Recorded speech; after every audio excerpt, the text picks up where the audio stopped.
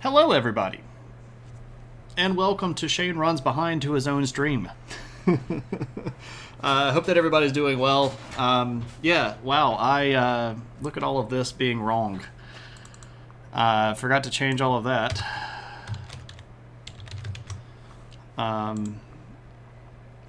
Okay, yeah, I gotta change all this.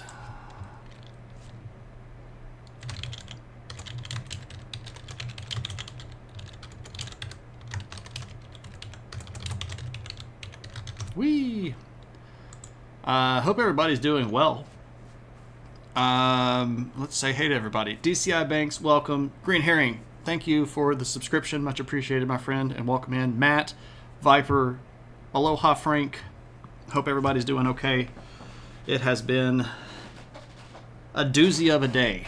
I had to go to graduation for my college today, and I got back at 6:53, and that was 15 minutes ago. So I drove an hour and 20 minutes from basically here to where I live here, and changed clothes, tried to drink water, sat down, and then realized, oh crap, I have none of this together. So yeah, welcome to Shane throws everything together at the last minute and tries to get everything right. But this is the stream where we will be, I guess, fulfilling the viewer challenge, where I put up a big goal for everybody to reach, and everybody donated 200,000 points to hang out and just look at pictures. And I've done a couple of these streams in the past, and I don't really know if it's exactly what people thought they would be. So the last couple of times that I've done this, I've actually sort of prepared photos, and I've pulled stuff out and tried to make like an organized pitch about some of this stuff, like here's this place and here's da da da da da da da. And I don't know if that's exactly what people wanted. The way that I wanted to try to do this one, and we'll use this as a pilot to see if this works in future, is basically just to say, hey, I've been to places, and you know that I've probably seen things. So I've seen things, right? So if you know that I've been somewhere, or if you want to know if I've seen something, or if you even want to say something like, hey, show me a rock, or show me a cool castle, or show me some sort of tomb or something like that, I don't know. This is your time to pick my brain about the places that I've been. And I thought that what I could do is make a big list of everywhere that I had been. But honestly, that would get just as confusing because, you know, like, who knows where Koshkurli is in Turkey, or who knows, you know, where Anemospelia is on the island of Crete. So it would just be like, weird name. That looks funny. What's that? Right? So what do you all want to look at? I guess that's kind of what I'm getting at here. I can show you where these places are on the globe, and then I can pull up photos. Mos Eisley Cantina. You'll never find a more wretched hive of scum and villainy. I think he actually says Mos Eisley Spaceport, though. He doesn't say Mos Eisley Cantina. I've never actually been to Mos Eisley, though that was filmed in Tunisia, and it would be really cool to go to Tunisia because a lot of, well, not a lot, but some of the Star Wars stuff is still there. And it's obviously a tourist thing, much like the Hobbit stuff and Lord of the Rings stuff is for New Zealand. So, I don't know. What do you all want to see? What do you all want to look at? Same here with Game of Thrones. What's the strangest place that I've visited? That's a great question. And I know exactly where that place is, and I can show you photos of it.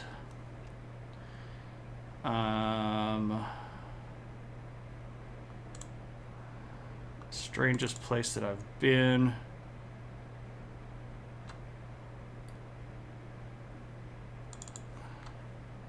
All right. Okay, so boom. Okay, so strangest place that I've been. Frank, I can actually show you an ancient library. I've been to a couple of them. Does it look like KP's house? Okay, okay. Actually, it'd be great if I had a pen. Oh, I can just use my phone. I'll make a little note on my phone, and we can use that to keep up with pictures to show. So, ancient library. We can definitely do that. Geographically speaking, it's not too far, or one of them is not too far from the location here. Okay, so this is in Turkey. And specifically, it's in eastern Turkey. And if I put this into Google Earth and pulled it up to show you, it wouldn't register. Because this isn't a place that really has like a name. And I've realized here that what I'm doing is going to end up being just showing a whole bunch of pictures. Let me do something really quick.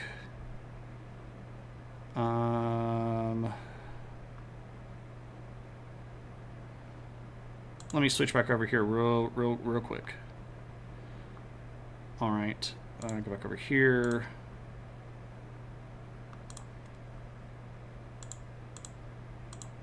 Hey, look, here's me. So we'll put me, I don't know, down here in the corner, I guess. Yeah, that works. Okay. I just felt like, you know, if I'm going to be just showing pictures a whole lot, it may be better for interaction for people to know that this isn't just like a random stream of look at the cool landscape photo. You know, there's actually a person involved here. Okay, so what we're seeing... Ooh, this is mirrored for me. Okay, so I'm going to have to point that way. Okay, so all of this stuff that we're looking at, this is Turkish countryside. And the lake that's in this sort of northern part right here is actually not a natural lake. It is a region that had been flooded by the Turkish government to create a hydroelectric dam, which is kind of like down in this direction. But anyway, so this is a man-made lake.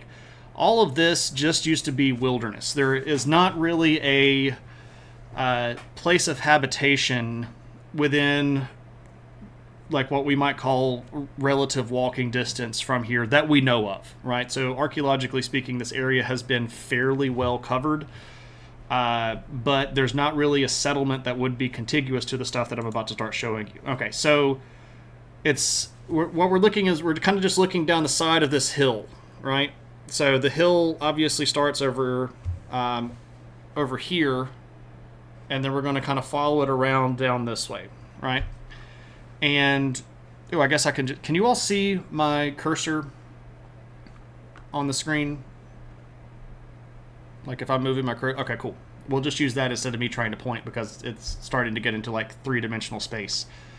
All right, so stuff that's coming down here on this hill is the site. And we don't actually know what the ancient name of this site is. When you refer to it in archaeological terms, we refer to it as Gurga. And why Gurga? Well, I'll show you in a bit. And usually when I type it, I usually type it in caps. Gurga. Okay, so in the middle of nowhere, and remember, no settlements in the region, McKenna Town. Well, I wasn't the first person that came here, so, I mean, you can call it whatever you want to. But you see these things. These are buildings. I guess I should be careful here. I don't think my friend would mind. If you all know friend of the channel, What a Figment, that is Figment. Perhaps I should be a little bit judicious as to what I'm showing. Okay, so on top of that stone building thing that I just showed you is this. So this is in Greek, and it just says Gurga. I wonder if I can I do a pencil on top of this?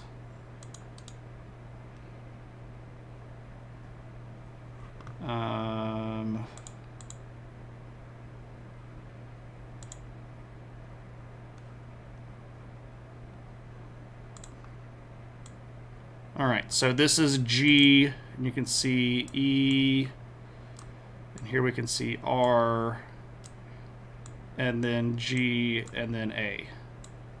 Right? Now, again, this is in Greek, right? So this is your G, and your R doesn't have the little stem on it. It's just a P-looking thing.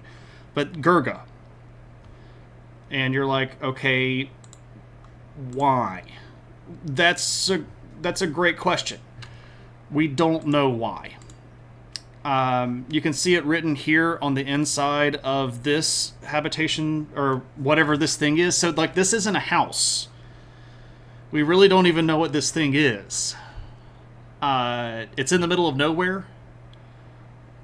Oh, yeah, there we go, Frank. Thank you. It's an ancient bus stop. Exactly, right? This is for the Gurga line, right? So there are these retaining walls, and they've carved out the bedrock here to make this like little platform thing. Ancient viral marketing. So here's inside another one, and you can see that there's a carving here, and then there's this little house thing or shelf thing in the back of this. We're not sure exactly what that's supposed to be. So we've got some other letter stuff over here, but it's weathered fairly bad. But this looks like a mu, alpha, and then the rho. But then there's nothing else over here, so Mar. This is a head of a lion that's been shaped. There's kind of another angle of it. It's kind of hard to see if you don't know exactly what we're looking at. So here's another one. This one's carved into the hillside. Another one of these little shelter places. Cave. I know that you know Figment. That's what a Figment. You can see this thing right here that's like lying on its side. This is a stela. So this is like a carved stone that would have normally been standing, and it would have been normally standing right here. Obviously fallen over. This area is very, very, very seismically active. Here's another big stela that's down here that's still upright. This is a big carved part of like a retaining wall. There are some little roundel things here. We're not sure exactly what that is. There's this big basin, right? For things, stuff. Yeah, ceremonial purposes. Right. Could that carved out of the bedrock be where they removed the slab for the structure? Potentially, but it doesn't show signs of ancient mining and or ancient quarrying. And if you want to, I can actually show you sites that have ancient quarrying. I can put that on the list of stuff to do. Hey, Allie. It's obviously for ceremonial purposes, right? So here's one of these big guys that's fallen over, and this is this would have been a soldier, and you can see this region right here is his hand, and he's holding a spear. So he's sort of like standing at attention with his hand on with his spear, and this would have come up out of his hand. You can see the part where it would have come up here, but it's obviously been broken. And on the other side, you have another hand, and the head is like down the hill a little bit. You can see like this region right here, this bedrock area is carved like toes. So this is like a big toe, and here's like another toe, and here's another toe. And it's just a foot on the ground. Why is there a foot carved into the ground? We have no idea. We have no idea. It's the Argonath, yeah. Here's another building. This would have been the base of another big statue. Part of that is here. You can see where they carved out the little notch for the statue support to go in. This thing is ridiculously weird. Is where they apprenticed the stone carvers. Maybe. We really don't know. Do we have any idea on the date for this stuff? We don't really. The best thing that we can guess is what this period of time that we would call late antiquity, which is like, depending on where exactly we are. So this is in Turkey. This would probably be sometime like 300s to maybe 500s AD, but we're not really sure what the devil's going on here. Now, this is it's shaped like a temple, and we even have like carved pillars here in the front, but the whole thing is made out of stone, right? Like the roofing slats and the facade, like there are no timbers. And I've got pictures inside of this too. And this one is a little bit different because this one says Girgis. It's got a sigma here that you can kind of see. Maybe I should let me do my pointer thing here again, and we'll get our. All right, so here's our Gur. Oh wow, I'm doing horrible on this. Can I Control Z out of that? You can tell that, yeah, Girgis. Thank you, Frank. Can I zoom in? Nope, that's a tilt. Here's the zoom. All right. So if we're doing that, where's my pencil? Okay, so there's our G. Here's our E. We've got a big old row here that's in the middle. Here's our other G. We've got an interesting looking alpha because it has like this little down thing. And then we have our sigma here. So, Girgis. Why is this one Girgis and not Gurga? We don't know. We don't know. It's crazy. This place is weird as crap, and it lives in my head. It lives in my head rent free. So this is inside the little temple structure here, and you can see like they have made the whole thing to be stone on purpose. It was never supposed to have wood in it. They've carved out the little joints in the stone to match the stone supports on the roof. Like, all of this stuff in ancient temples would normally have been made out of really big beams of wood. But they've done this whole thing out of stone. Why? We don't know. We do not know. Let me see if I can find some stuff to... Alright, we're coming up on some cool stuff. That's out the back of this little stone temple thing. Probably shouldn't spend too much time showing pictures of other people, but that was the people I was traveling with. Yeah, okay, so here's some more of these stelas, and these are just like pointy rocks. Why pointy rocks? I don't know. I don't know. There's part of one of the soldier statues. Here's another basin, water basin.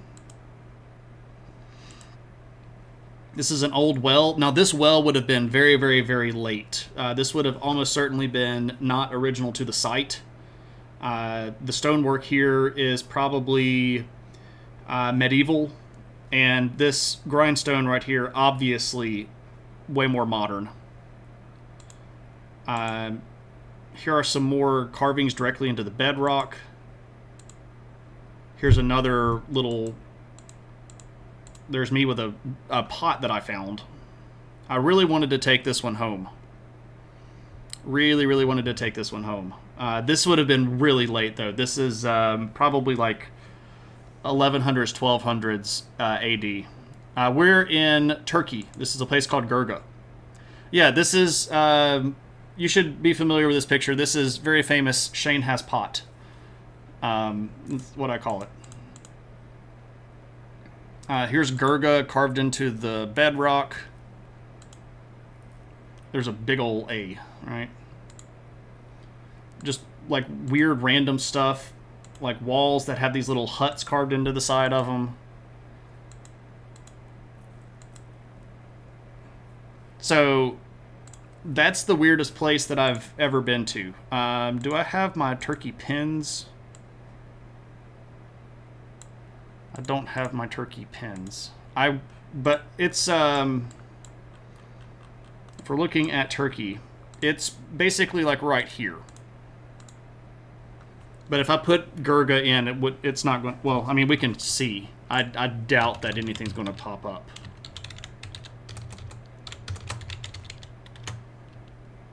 Yeah, it literally says we couldn't understand this location. Well, see, that's the thing, Matt. Nobody's heard of this location. It's completely uncontrolled. It's out in the middle of nowhere. It takes about an hour to get to, and it involves a hike of about 45 minutes because the road stops about an hour out, basically. It's only been in like 4, maybe 5 publications total. And it's even today, it's in the middle of gosh nowhere. Like, it's way out in the middle of nowhere. It's like a practical joke on people 1,000 years in the future, right? Now we have to start putting Gurgas on random spots, right? You'd think the alien weirdos could be all over this one. Yeah. Yeah, you would think that the alien weirdos would be all over that one. Maybe Gurgas was a brand for some fast food. Maybe so. But again, there aren't places around this location that have habitation sites. So I don't know, man. Nope, not this one. Sagalassos, nope.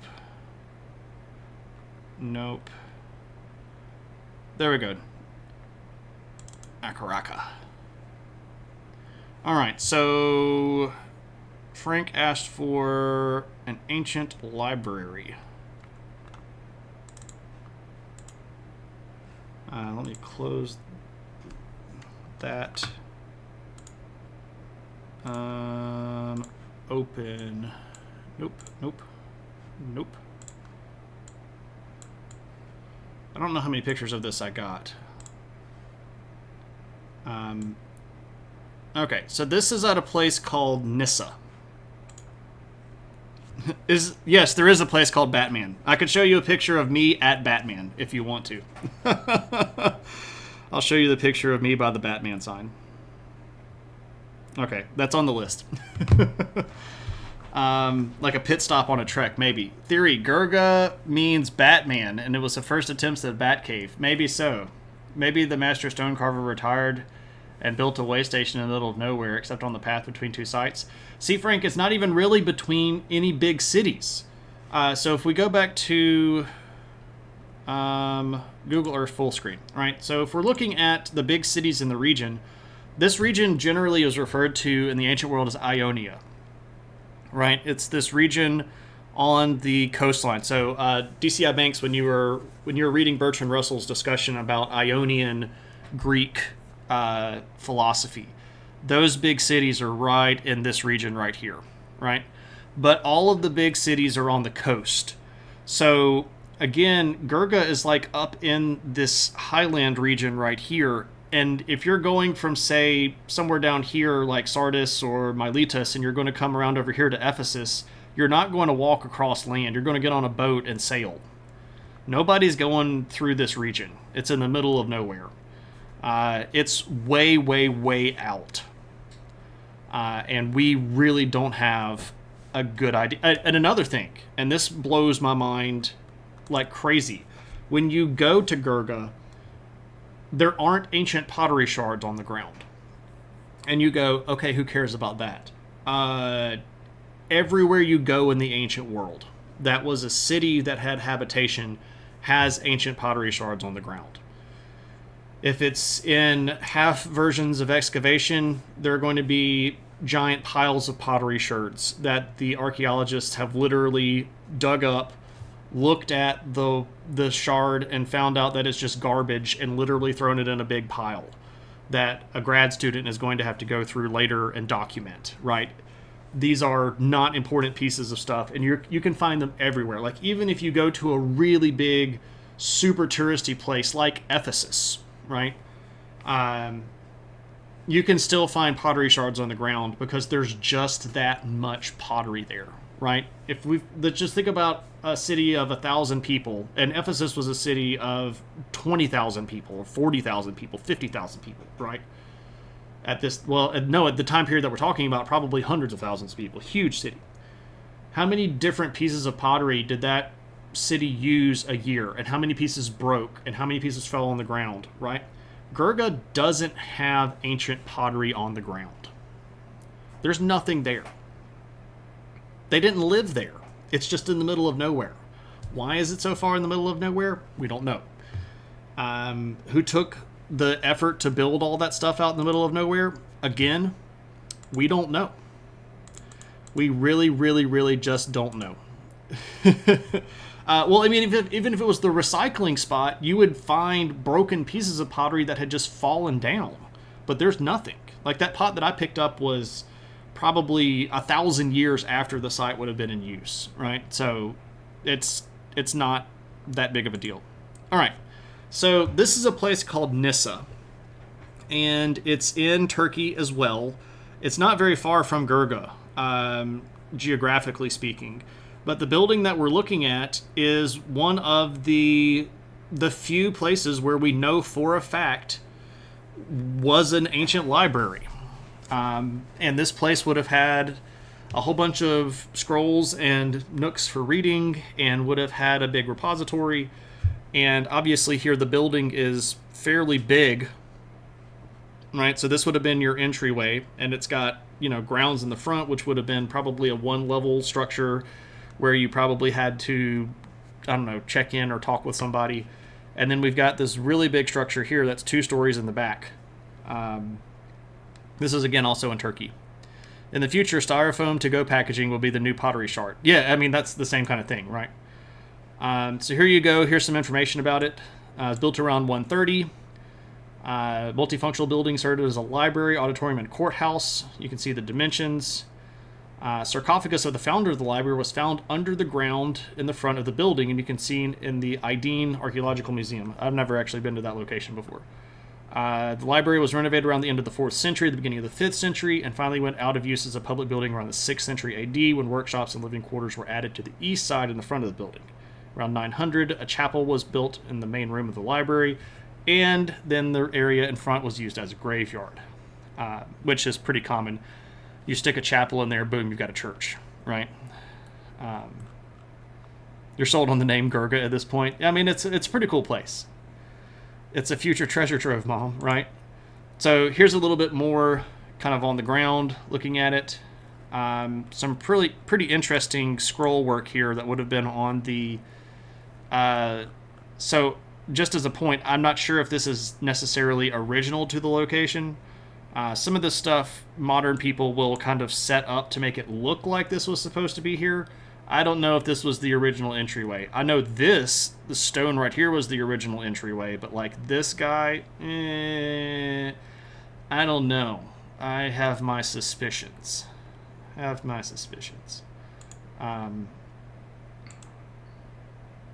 just a stela in the middle of the area. Nissa is actually a really cool place. Lots of pretty cool remains. That's a very, very old amphitheater. It's in very poor repair. We've moved now to... Ooh, this is a temple to Pluto. Which is very rare. You don't see many temples to Pluto. This is at a place that's on the other side of the hill from Nysa. It's called Acheron. I think, is it Acheron? Akaraka. Yeah, that's it, Akaraka. Sorry.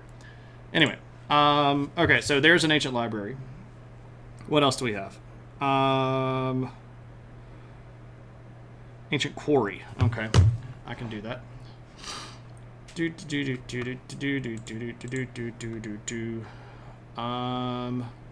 Man, my trips to Turkey have been super productive.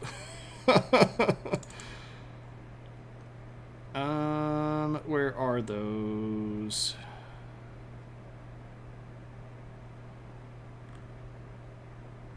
I know I took pictures of them. Nope, that's not it. Ah, yes.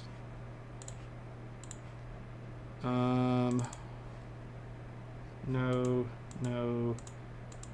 That's like one picture. All right, let me open another file and see if I can find what I'm looking for here. Oh wow, my pictures are. How do I have not this? Ugh. I don't have this sorted, which is a giant no-no. I went on this trip in 2016. How have I? No, 2019 rather. How have I not sorted my images?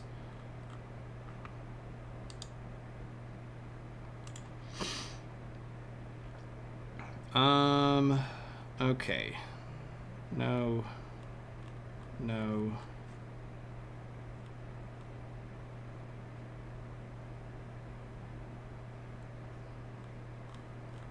Oh, really? Did I not? I don't know if I took good pictures of that. This is starting to bother me. It's Hierapolis. Oh, no. Am I missing pictures?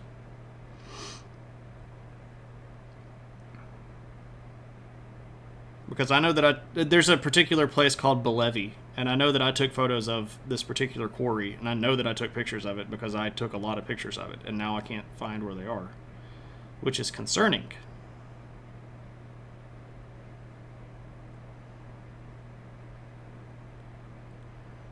Very concerning indeed.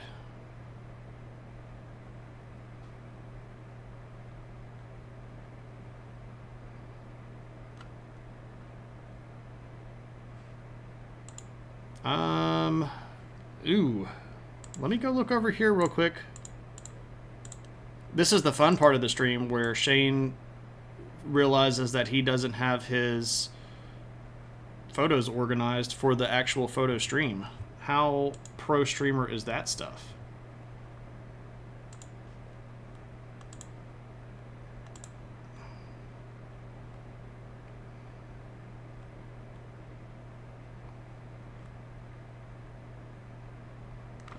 Okay, what day would that have been? Day 4.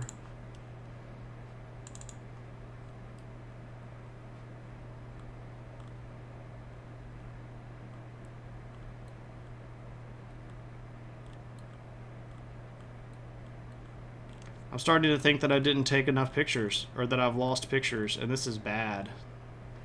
This is very bad. Okay, well, I've got like 1 or 2 that I can show you here, and it's problematic that I don't have more, and I'm sort of upset that I don't have more.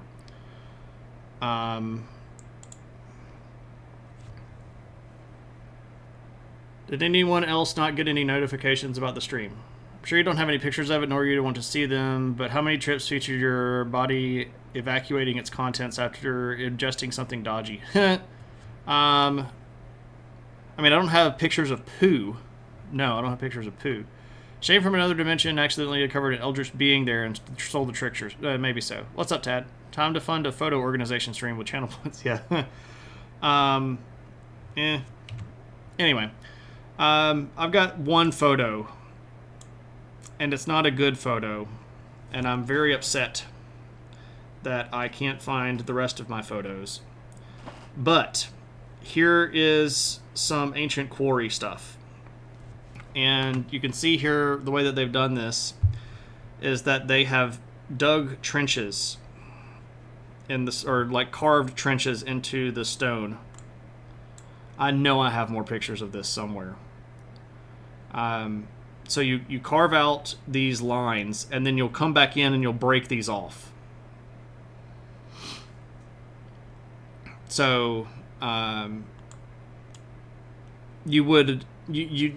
this was in reference to maybe that's where they quarried it out. So when you break this stuff off, you get these really big ridges that you can see here. So at Gurga, if they had used the area where they carved the bedrock to quarry out the stone, they would have then also had to go back in and level out all of these ridges, because the bedrock at Gurga was flat and it didn't have any of the marks of it being quarried out. So you can actually see here, this would have been an area where they first started doing the quarrying, and they used a lot of friction, and they used a lot of just labor. So you, especially in stuff like this, which is, you know, limestone. Well, actually, I don't think that's limestone. I think that's probably granite. It's a little bit harder to cut. But if it's limestone, you can basically just wear it down with friction, and then you start driving pegs into it, and you soak those with water, and it splits it apart, and then you go back in and you drive it out. On something like this, you would have used basically arm power and old saw technology, and kind of just cut these big strips out and then popped them loose with pry bars or, you know, leverage. So you build, you know, your big kind of reverse catapult thing and pry stuff up. You could do a photo stream too. Probably so, Lumpy. You've been a lot of places. Maybe just be my system, no notification, no emails. Huh. Interesting. What up, Casey? How's it going? So we had a viewer challenge or a community goal for a stream where all I did was just show photos. So all we're doing today is just looking at pictures of old stuff and places that I've been and things that I've seen. So if you want to see something old, like, hey, I wonder what that would look like, or I wonder if he's got pictures of that stuff, throw it in the chat. And if I have something that would accommodate, I'll show you. Let me go to Greece. I think there might be some places at Thoricos that... No, Thoricos had mines, but no, didn't Thoricos also have... I thought Thoricos had some quarrying stuff.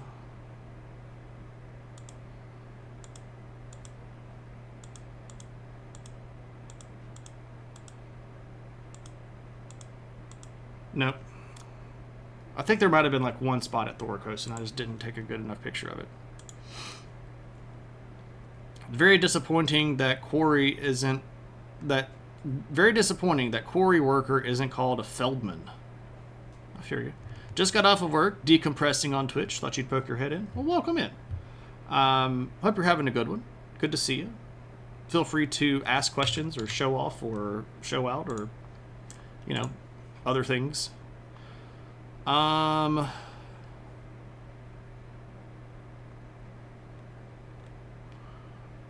Goodness gracious. Where would Batman be?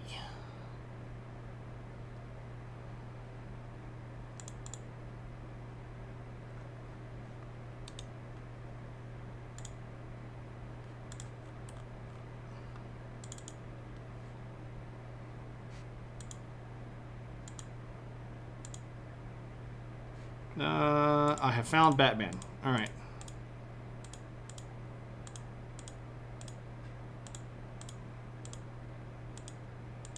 Oh, and those are all the photos of the guy that I was traveling with.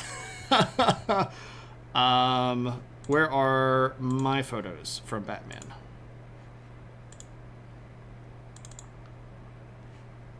That is 7.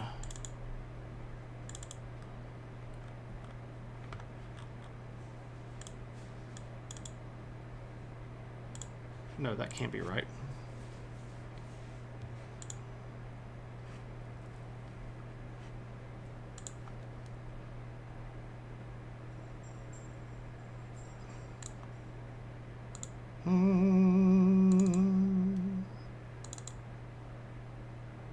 Ani.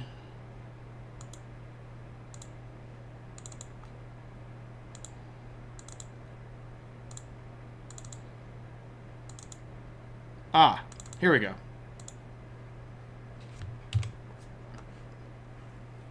There's me at Batman.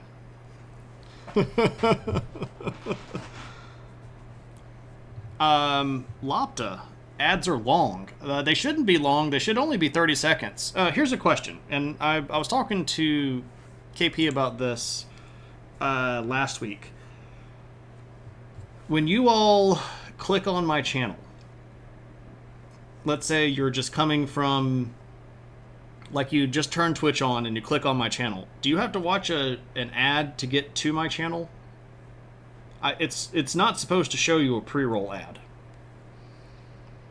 think he'll just lay here and thaw for a second. Stood outside in the cold wind. Okay. So I have told Twitch to not run pre-roll ads for my channel. So if it's making you watch ads, that ain't what it's supposed to be doing. And I don't like that very much. Lopta, you said that ads are long. Was that you coming into the channel, or you got 2 ads a few minutes later? How long were the ads? Because the longest ad break that you should ever see on my channel is 30 seconds. I've literally got it turned down as far as I can possibly get it to turn down. That's the Tigris River, by the way. If you ever wondered what Mesopotamia looks like, this is the Tigris of the Tigris and Euphrates. We were going to a church that is...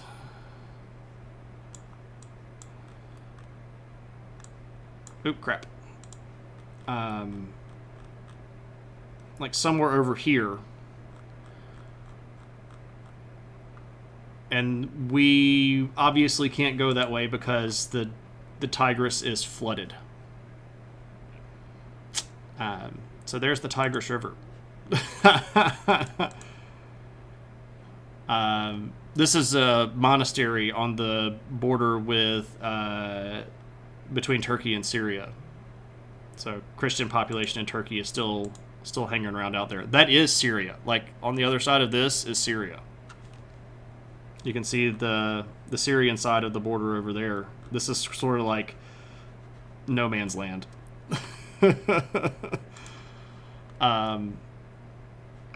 So anyway, there's Batman. And yeah, that first ad was long. See, that ticks me off. It really, really shouldn't be. I don't know what else I can do. I have done what I thought that I could do to turn it all the way down.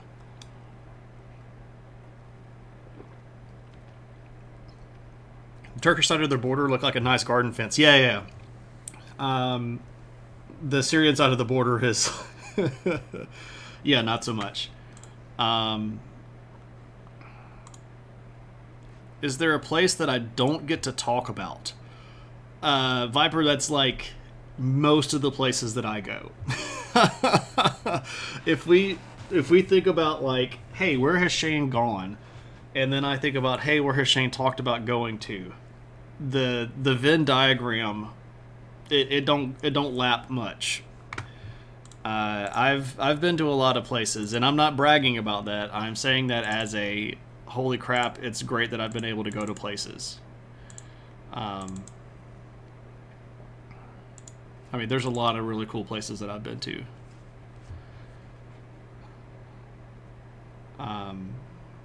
Lots of places.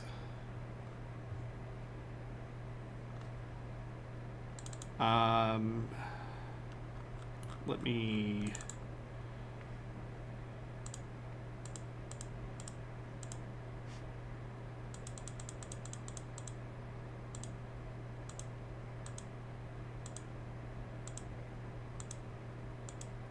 Oh, come on.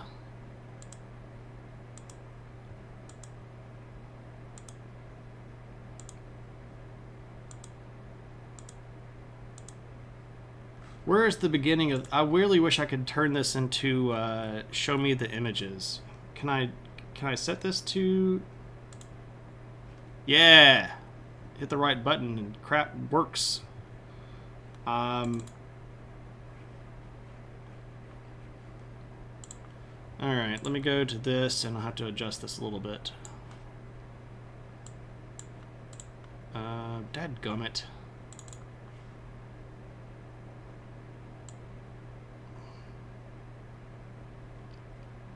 So this is a place called Maltash. And I never get to talk about this place. This is a big tomb, and it's just carved into the side of the hill.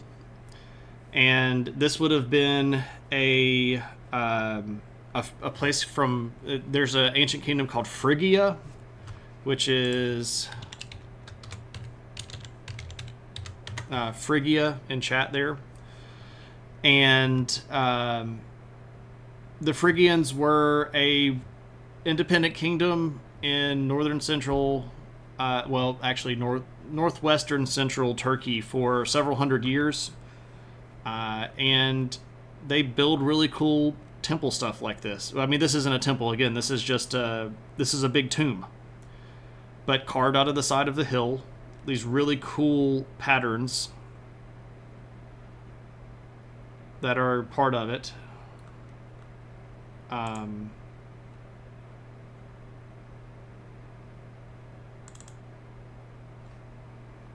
I not just go to the next one? This is really annoying. Google Drive is annoying.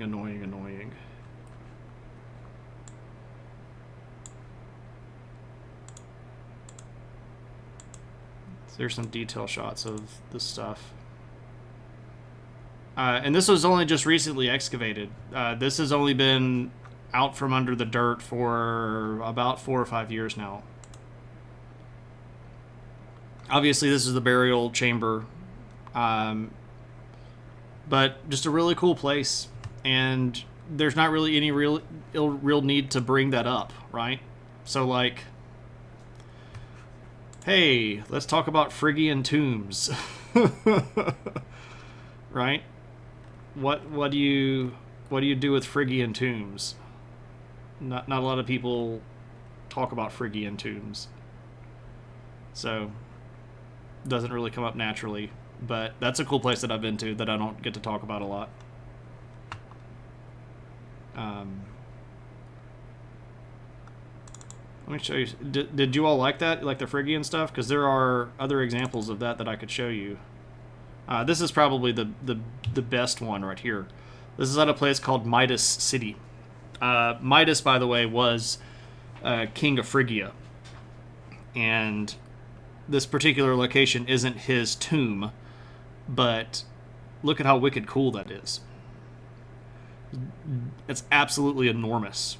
And they had their own writing, and you can see here their inscriptions up the side of the tomb. So they have their own alphabet. Looks a little bit runic, but it's pretty neat. And we can read it.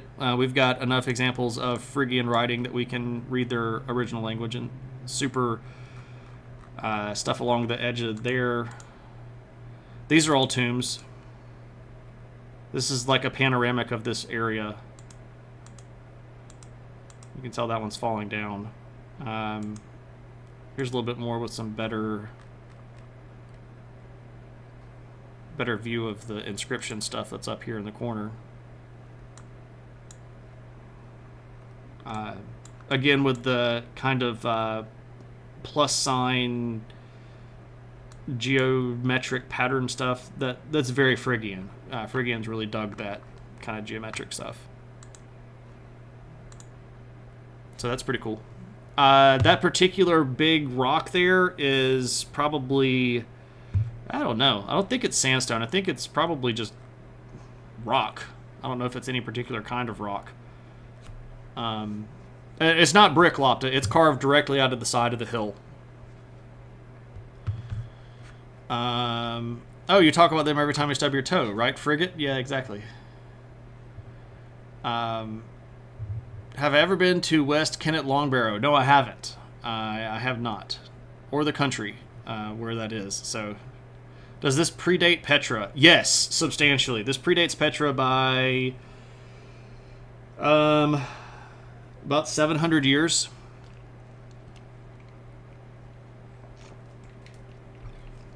And it's also on the other side of the world. So if we're going to go to our map here. So this stuff will actually show up. Like I can show you,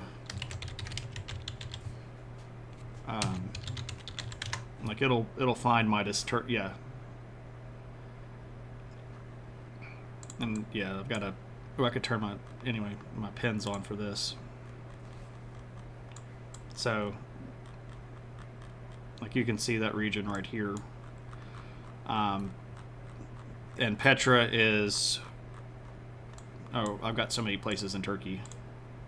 Ooh, I bet this does have Gurga on it.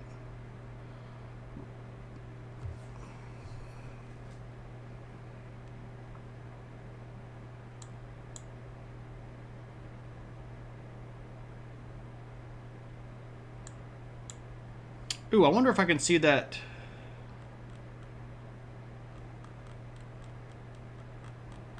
I wonder if I could see the quarry from space.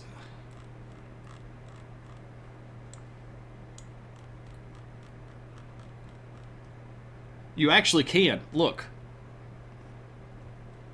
Look at this. Like, this region right here was the ancient quarry. Ooh, I know another place where I could show you a quarry. I know that I have pictures of it. But you can see the lines right here where they would have quarried out all of this stuff. This actually is a giant tomb. This is where we probably get the word, well, not directly. Anyway, I'm saying a whole bunch of things and not saying anything. But the point is, here's Turkey and Petra is over here in Jordan, right? All right, let me come back to streaming, and I can go back. Oh man, I just had that thought. I was like, ooh, I can show you that. Is that, nope, that's the wrong trip. Nope, that's the right trip. That would have been in the middle. Is that Harbetsuvan or was that Sefer? I think that was Sefer Tepe.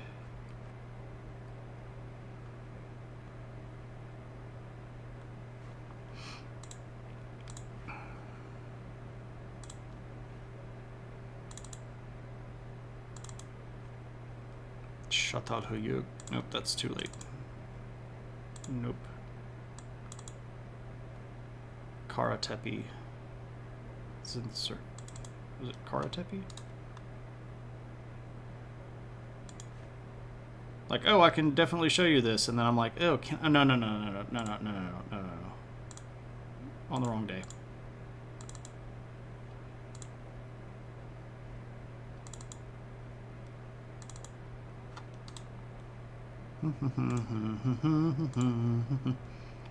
This is the part of the day where everybody stares at Shane while he's staring at other things.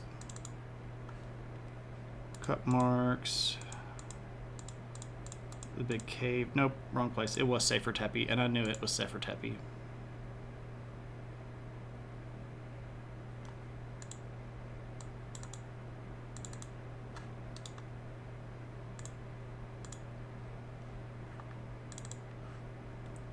Tomb full of garbage that I climbed into. Tomb that was full of dirty diapers that I climbed into.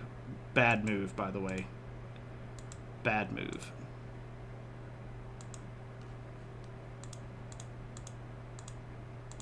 You don't get as much of the quarry stuff as I thought here.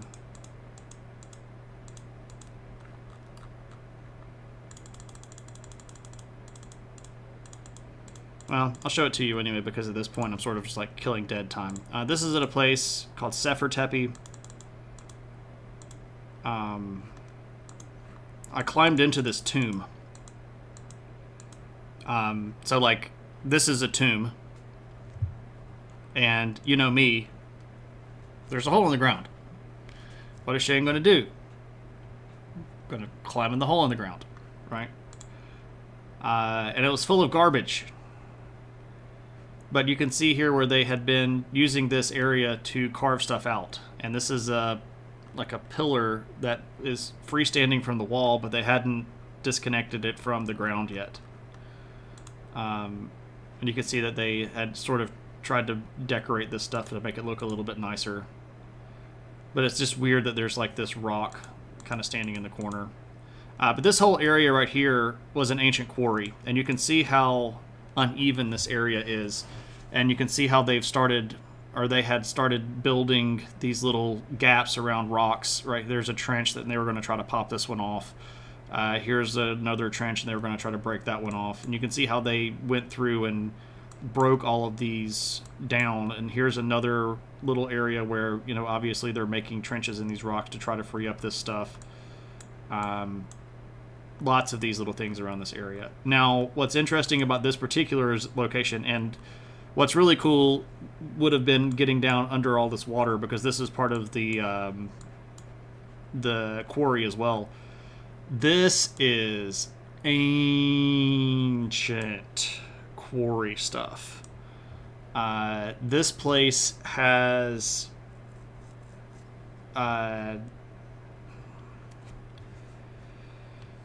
how do I even say this to try to make this work? This place has evidence of human activity on an organized scale that goes back probably 16,000 years, which is crazy. Some of the stuff that has been located at this area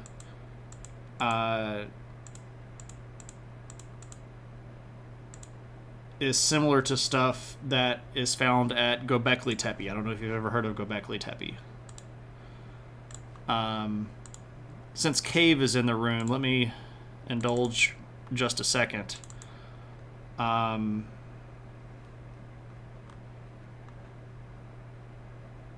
I have a...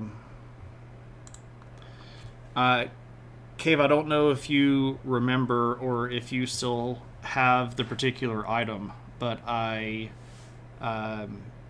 gave you a gift of a particular item, and we won't go too far into it, but it came from this region. This region is ancient. This is potentially older than Göbekli Tepe. And it has these T-pillars that are mini versions of the T-pillars that you would see at Göbekli Tepe. And this place is super arid. This, by the way, is our vehicle. And to get to this site, you get out and you hike up this mountain. Yep. This is a place called Sumatar. I've got better pictures from other locations. Anyway. Okay, so there was quarry stuff. And Batman stuff. And library stuff. What else do you want to look at? I mean, I've got lots of stuff, and it's not all just like outside things. I've been to lots of museums and have... do I have lapis lazuli? Yeah, I could do that. Let's see where my good stuff is. It's probably here? Question mark.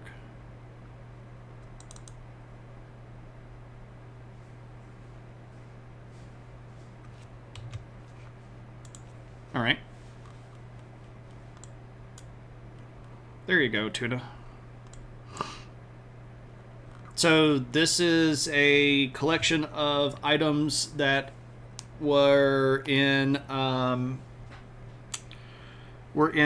Mycenaean locations. Obviously, the Mycenaeans are trading quite a bit with the Egyptians, which is where stuff like this comes from. Obviously, these are shaped like Egyptian deities. So here's your Anubis. I guess that's probably Sekhmet, maybe Isis. Obviously, the scarab here with the wings, very, very evident of Egyptian. Oh, there's a better picture. Oh, that's that would have been Thoth, the baboon-headed god. But there's a lot of Egyptian stuff. There's some here.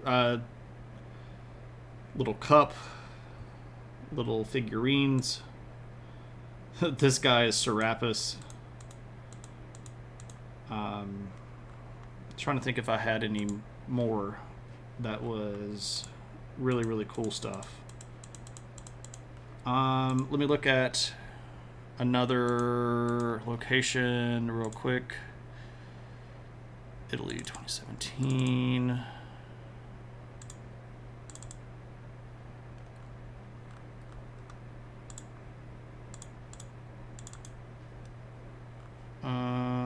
did they have any cool... There are a couple little statues here that are kind of cool. Some little figurines.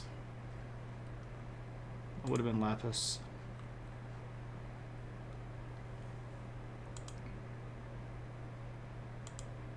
Khonshu.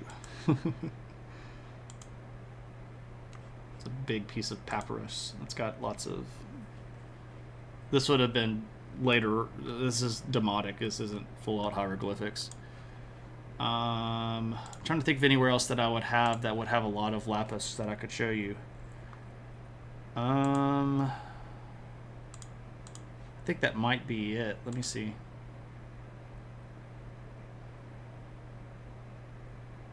Yeah, that's probably the best pictures that I have of some. I would love to just actually go to Egypt. Those last couple of spots are fascinating. Oh yeah, I mean, I've got lots of weird little places like that. My worst experience on a trip. Let's relive it.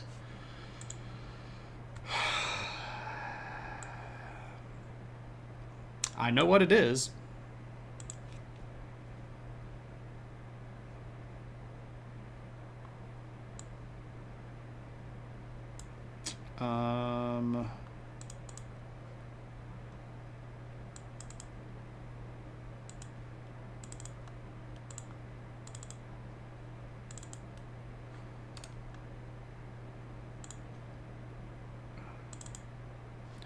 All right.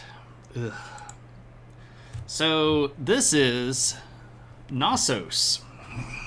Knossos was the big, probably capital, if we're going to call it that. Not that. I mean, this is just a pit tomb.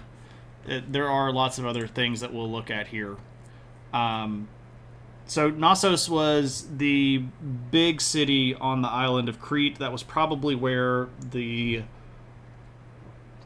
king of all of the Cretan cities would have lived. This is where the fabled labyrinth was with the Minotaur in it, if you're familiar with that story. But Knossos today is tourist Disney World. You walk in and I'm like, okay, cool, check it. There are decently cool remains here. So the Minoan civilization was very established and had a good 4 or 5 century run from the like 2600s all the way up until probably like the 2200s, 2100s, maybe 2000s. Depends on when you want to start doing this stuff. Anyway, they ran into the Mycenaeans and the Mycenaeans wiped them all out. But, you know, first off, it costs 32 euros to get into this place, which is completely ridiculous, right? That's like $45 in American terms. Very, very expensive to get in. And I came in and I saw some pit tombs and I'm like, okay, cool, check it. And then you see these things and you're like, okay, I've seen lots of ruins before. This isn't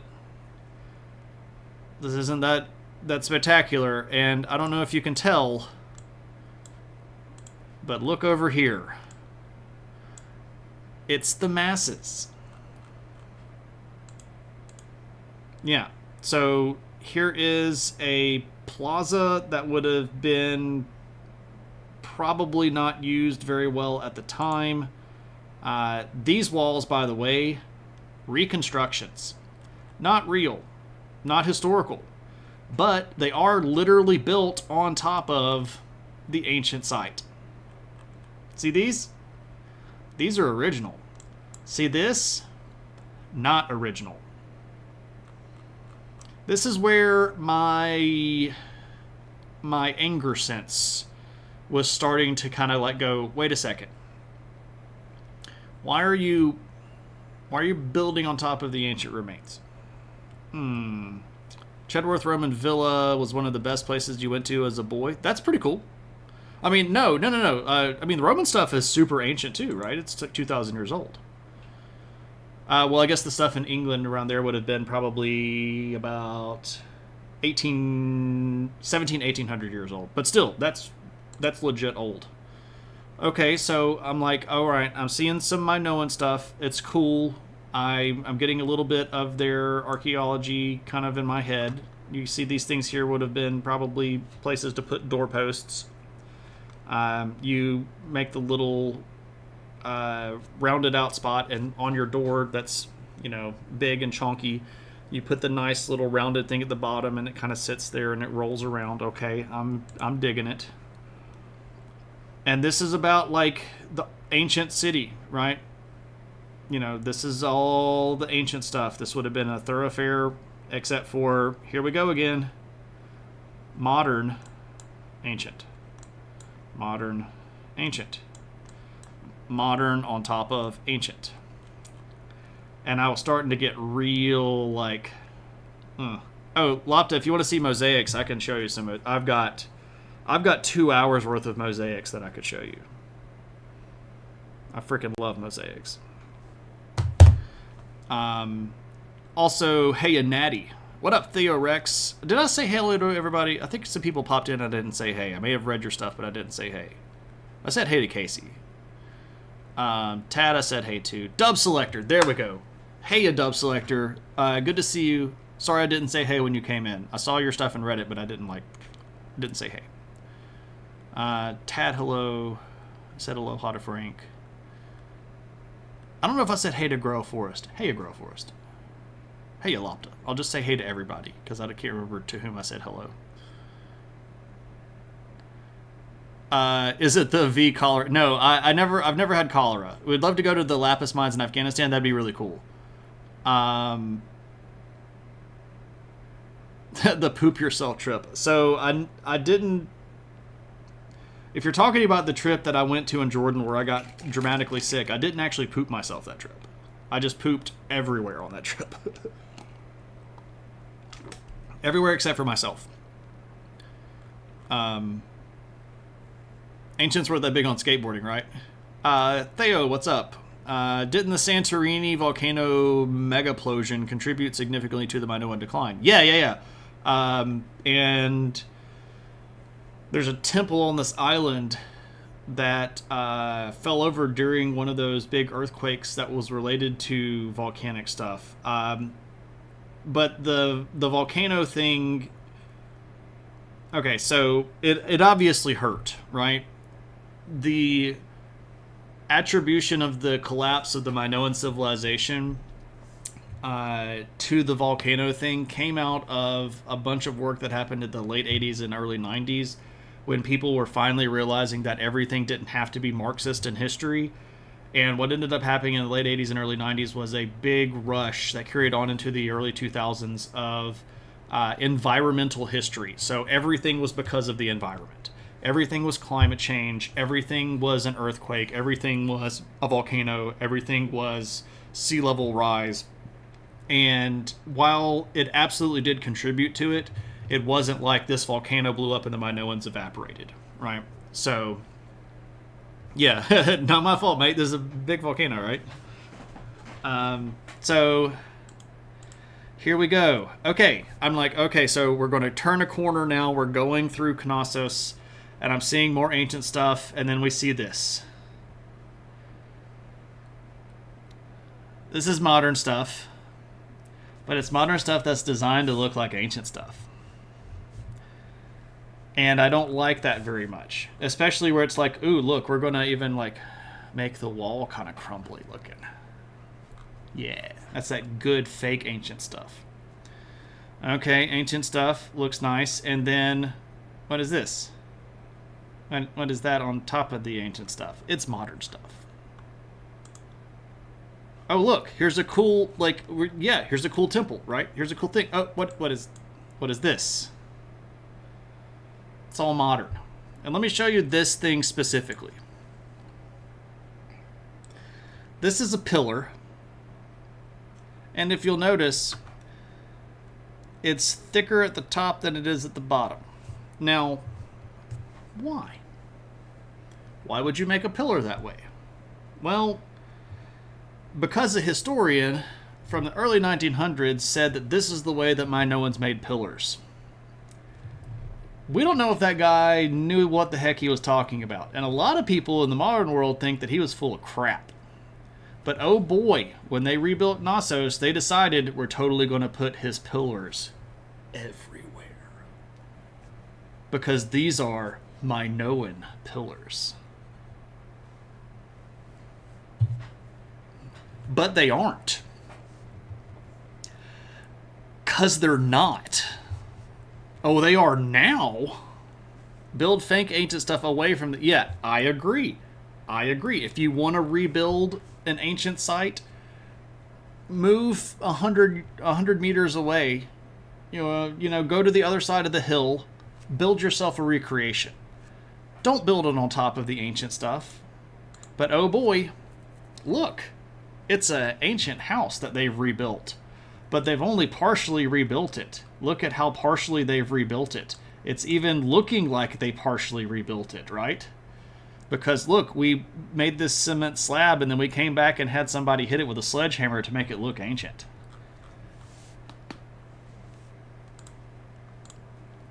I hate it so much. This thing.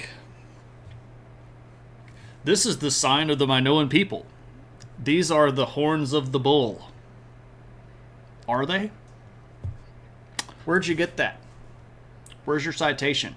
Well, you know, the excavation people from the early 1900s said that this was everywhere, and this is like this is the way that the Minoans built things, and these are the horns of the bull.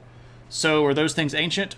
No, we made them out of modern cement and cast those things. Why are they here? Because it looks cool.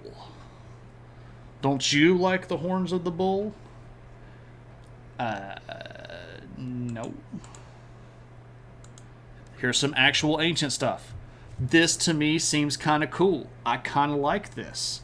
You can see the way that they built their original walls. The fact that they're not using standard sized rocks is actually very important for us to know.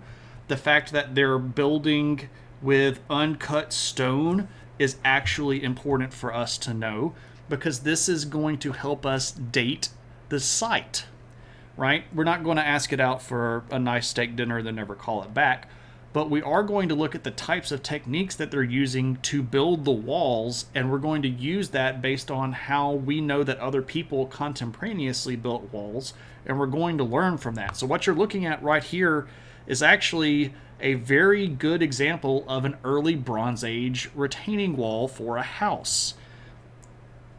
I can teach you lessons showing you the original stone. I can show you that we're not necessarily using a lot of really good mortar. We're kind of just using fill mud. So we're putting rocks in and kind of arranging them and then packing mud around them to make the wall. And obviously this is going to be better than using mud brick, because the rock itself is going to have a higher density and it's going to be therefore more durable. But we're not to the point where we're cutting good stones. We're basically sending the kids out with a wheelbarrow to drag back a whole bunch of rocks, and we're going to use these to make the wall. But I can teach you from looking at the original. If we go back to... Oh, no, let's go forward. Let's go forward, because they'll pop back up again. If we look at this modern crap... What is this? What is this garbage? No. No. No. They're obviously cutting these. They're obviously arranging these to make it look like the old stuff, but not actually the old stuff. Right? So here's an actual ancient wall. Right? You can see how this gets put together. And the way that you do this is you build the corners out pretty firmly and strong across the sides, right? So that you make sure that you get things going good. And then you kind of just lump stuff in the middle and fill it, right?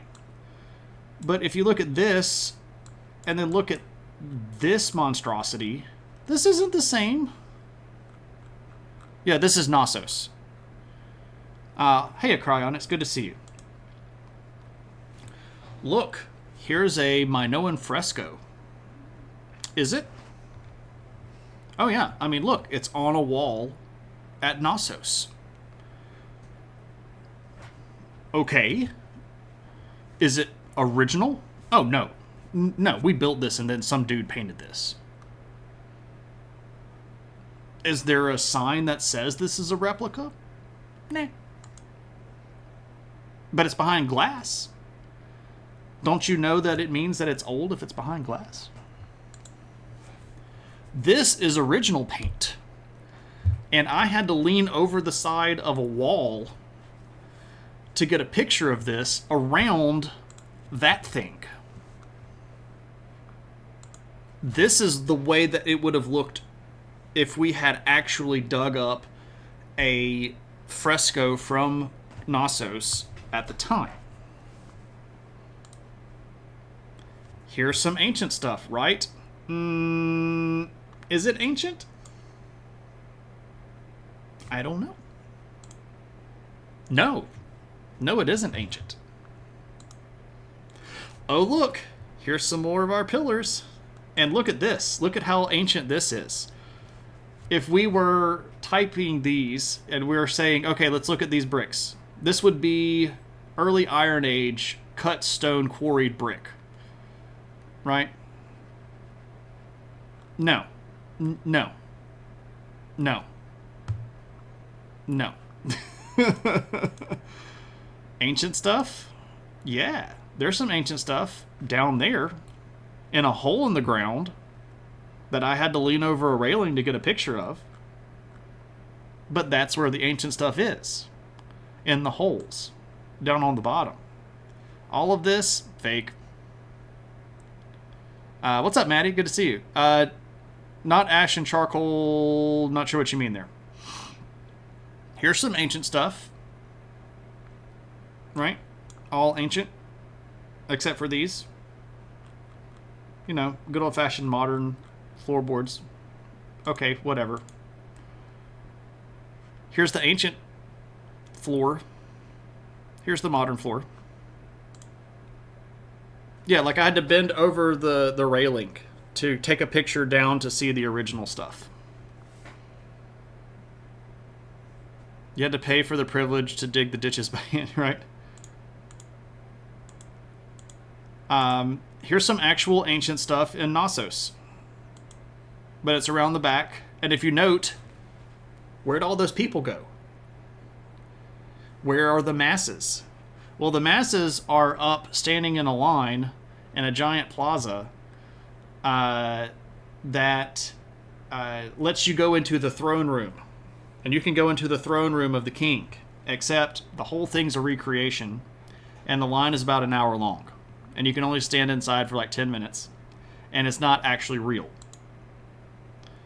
Here's some more of these pillars because these are Minoan pillars, right? No, they're not. No, they're not. No, they're not. Look at this. Oh, man, this got... Okay. So here's the original part of this jar.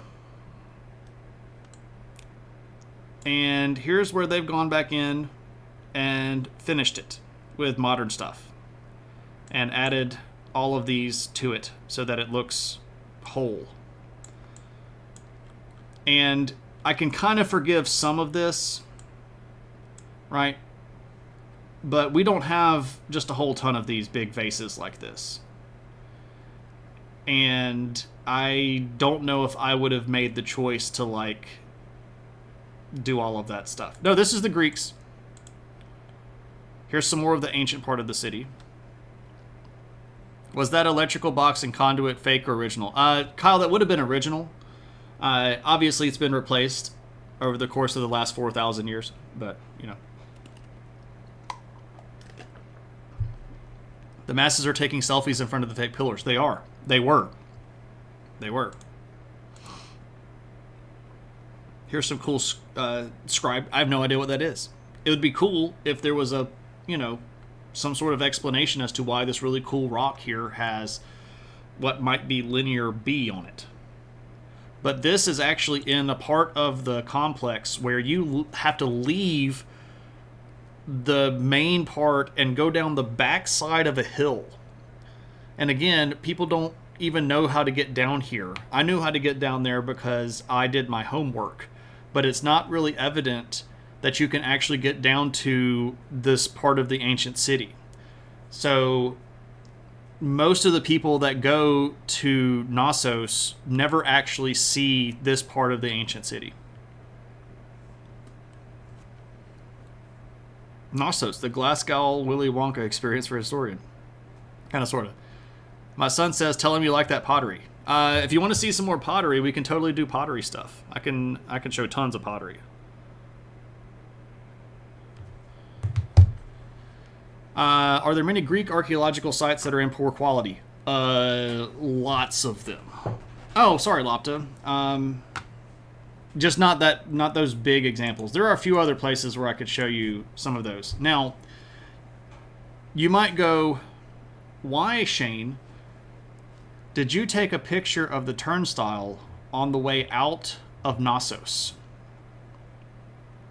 And the reason I took a picture of the turnstile on the way out of Knossos is because I said I would like to be able one day to look back and remember my happiest moment at Knossos. And my happiest moment was walking out of that place. So now we get to share this.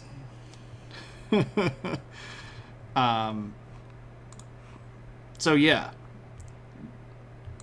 it didn't even have to take me very long. Like if you said, hey, what's your least favorite place to go? I knew it. I knew it immediately. All right, what else was I supposed to show here? Mosaics. It was not cathartic. It was only cathartic in that I'm sharing this with other people, and now you have to deal with the knowledge that it's there yourself. Which I'm sure for you all is probably like, yeah, okay, whatever.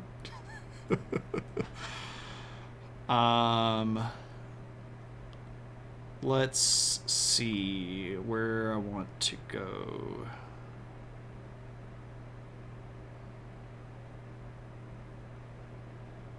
If we're trying to find... No, it wouldn't be a Dari.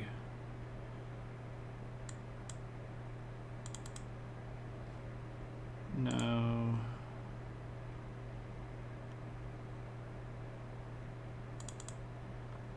No, that's inside Petra.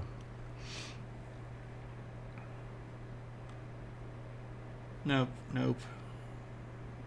Nope.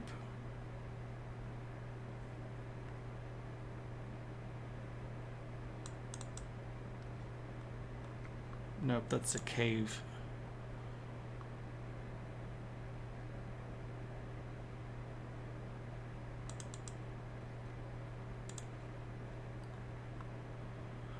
Where was that place? No, I can't remember the name of the location. This is driving me crazy.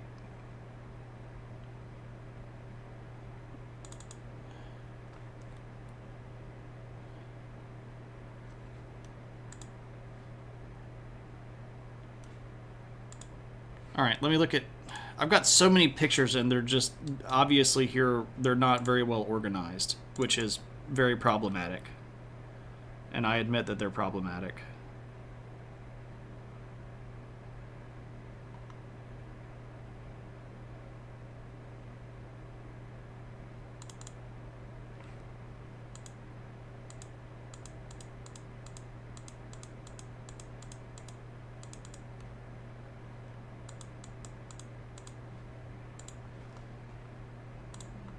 Really should have had these organized better before I did this, shouldn't I have?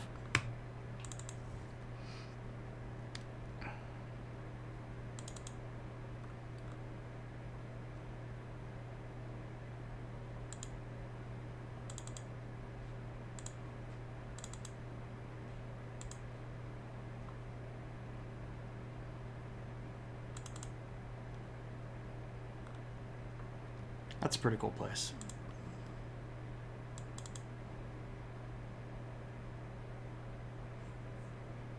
Here we go. It's not the ones that I wanted, though.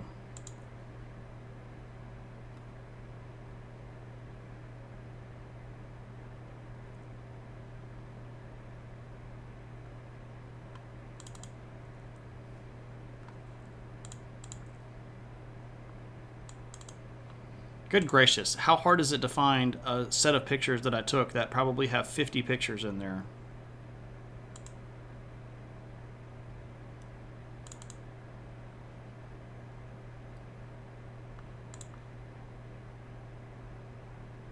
This is driving me crazy.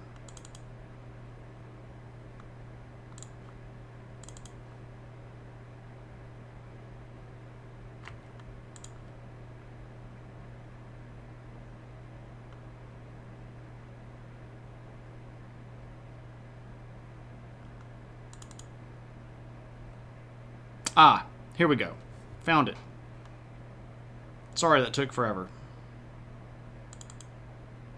Okay. God, that was horrible. Okay. And then Shane got caught on the exit turnstile. Huh. By poor quality, I mean the quality of the restoration, not quality of the original site.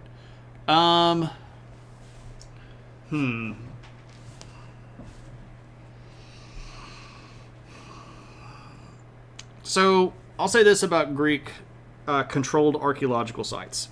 You can go there and you can see a lot of really, really cool stuff. But if you're going to go there, I would encourage you to do... And you got an ad break. Of course. I'll answer... Yeah.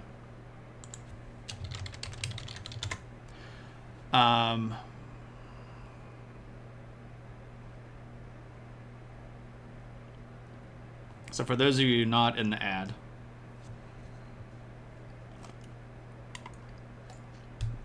I gotta start seeing if I can figure out when these ads run.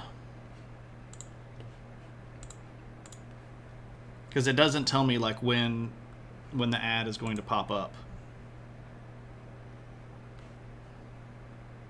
And it's really, really annoying that it's even showing you this much to begin with. Because it's not supposed to be.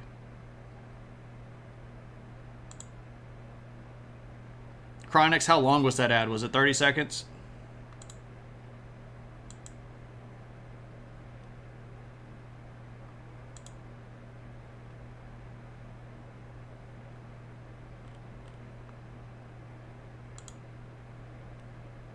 It was like 15. Okay. Okay, well, that's at least some comfort. It's not what I would prefer, but it's like... okay, so... To answer your question, if you go to Greece, there's a ton of stuff in Greece that is very, very cool to see. Amazing stuff. Really, really cool stuff. The Greeks have a very specific version of history that they promote. And if you do not know all of the history, you're going to get a slanted version of history if all you're doing is reading the placards and stuff that are on things and at things at sites in Greece. I got a little bit miffed at a place called Ai. The ancient location is called Vergina, but it's the tomb of Alexander the Great's dad, Philip of Macedon. And in the... Like, you can actually go into the tombs, or like under the big tumulus and down into the tomb itself. And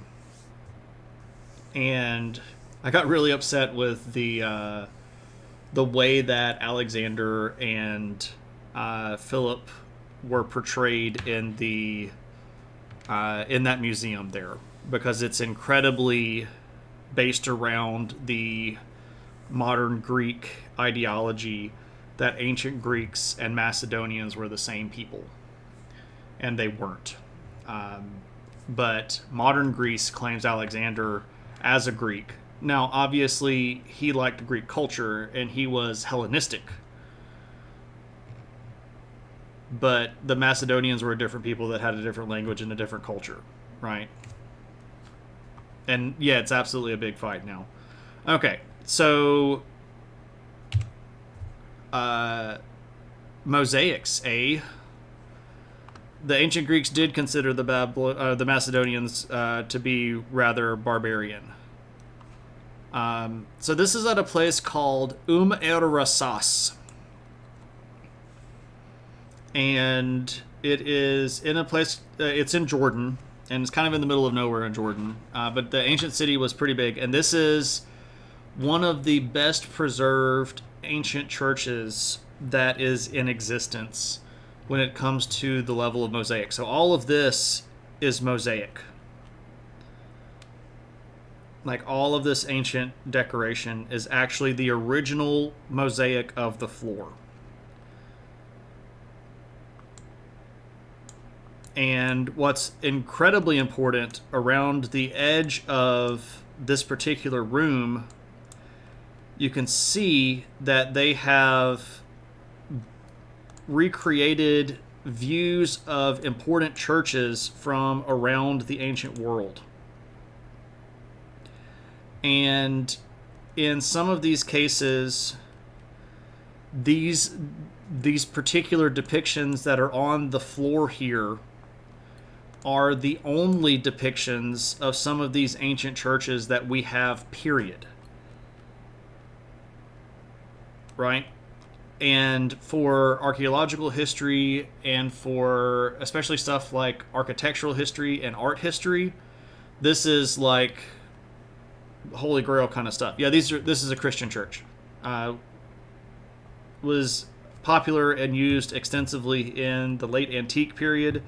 This would have been 300s, 400s, 500s, 600s. But you can see just how much... No. This is at another place in Jordan. We've left behind Vergina. You can't take pictures in Philip's tomb. They won't let you take pictures in there at all. But I would suspect probably because they don't want people taking pictures of the placards and showing how stilted they are. Yeah.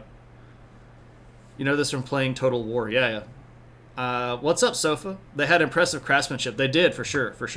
This would have been AD. So this is after Jordan had been brought into the Roman Empire, which would have happened in the 100s under the Emperor Trajan.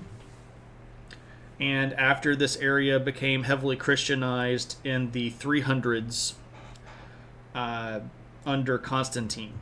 So 300s, 400s, 500s, 600s is when this church would have been very, very heavily used. Yeah, the grapevines is a big... See, but that's a Christian motif, right? So if you read the Christian scriptures, God described, or Jesus as a discussion tells his disciples, I am the vine and you are the branches. So you see lots of grape imagery here. You have these really big, cool dedications that are laid down in the mosaic. The entire apse of the church, all of this stuff is just completely, absolutely decked out mosaic-wise. This is some of the coolest mosaic stuff that you'll ever get to see.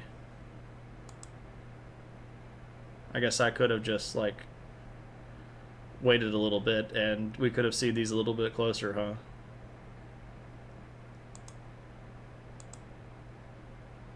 So this place is the Church of Madaba, and Madaba in modern Jordan is referred to as the City of Mosaics. And there's a really, and I could show you this in just a second because I have pictures of it too. In Madaba, in the Church of Madaba, there is a big mosaic that's referred to as the Madaba map, and it's really, really important archaeologically and historically.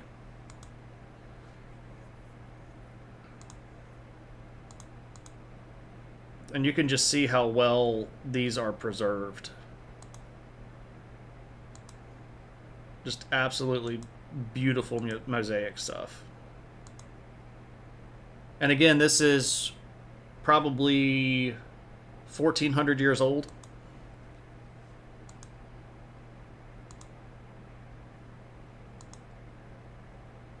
Yeah, and look at this stuff that was... So, like, you can... And the way that they have this set up is actually spectacular. This walkway extends out over the floor so that you can kind of get a side of it. But look at what we were standing on top of when I was over on that side of the walkway. Just look at all these different little pieces of decoration that are over here.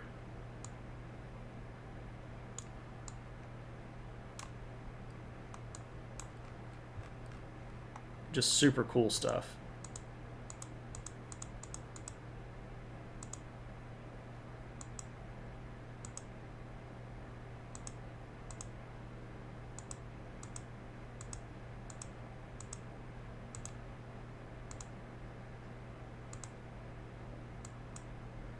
Oh, man, I love this place. I'm sorry it took so long for me to find it. So here's another one. And this is a different part of the church. But this floor, instead of being mosaic, this floor is a mix of mosaic and fresco kind of stuff. And there's a flower. Vodka. What's up, man? Welcome in. That is at a place called Er Rasas, and it is in Jordan. Er Rasas. That particular church, though, I believe is a church to Saint Stephen. The construction of churches then was very interesting. You read a book about the pillars of the earth that was not solely about churches, but lots of explanation on how Masons constructed things. Okay, cool. A lot of the early Christian stuff was what we call basilica style, and it's called that because the Christians took over a lot of the architectural design from Roman basilicas, and they just sort of applied them to a church.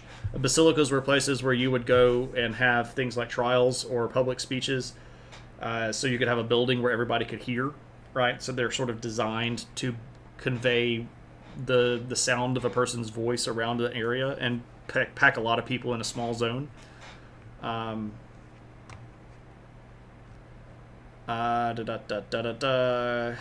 dated. Now, note how they didn't just plonk the walkway on top of the mosaic. Right, Lopta. Right? If that was Knossos, they would have probably just, like, lopped it on top. Did they have pulpits? They would have had lecterns. Let me show you the modem. Okay, I can put... Okay, so Lopta said that your kid went to bed, so I don't need to necessarily show pottery. Let me put lectern here. I actually have a picture of a lectern that would have been sort of contemporary to that church, but at a different place in Turkey. Also, Vodka, welcome in, first time chat. If you don't know who I am, my name is Shane. I teach college history and sociology, and we're doing a reward challenge tonight where my lovely fan base / viewers donated a whole bunch of channel points, and we're just kind of hanging out and looking at old pictures of stuff. So if there's something from the ancient world you think might be cool to look at, you go, hey, do you have a picture of that? And if I have one, I'll show you. That's the plan. All right, let me show you the Madaba map. Madaba.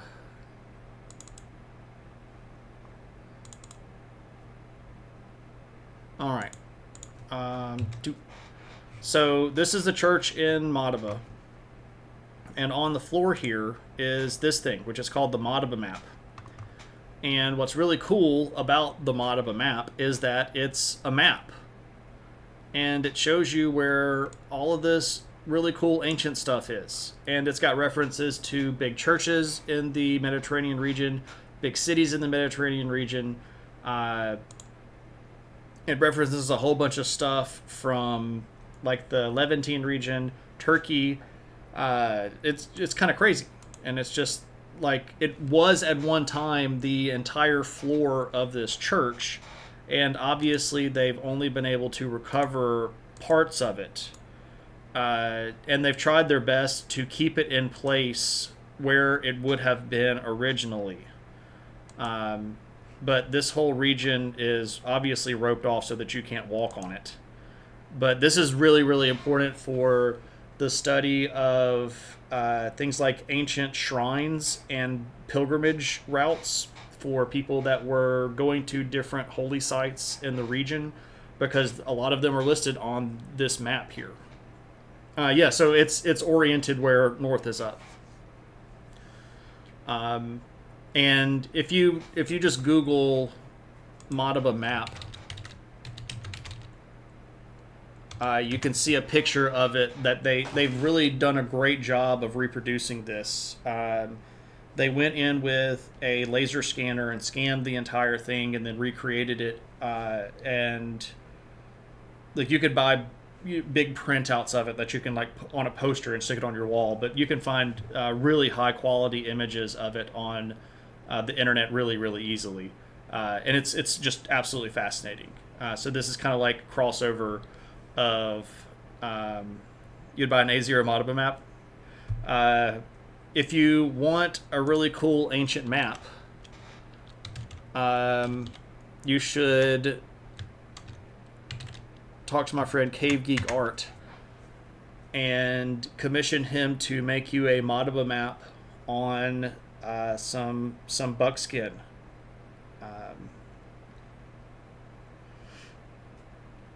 I bet that would be really, really cool, and I bet he would be happy to consider that. So, because he likes really old maps, and this is a really old map. Like, it's probably 1,600 years old. So, all right. Let me go to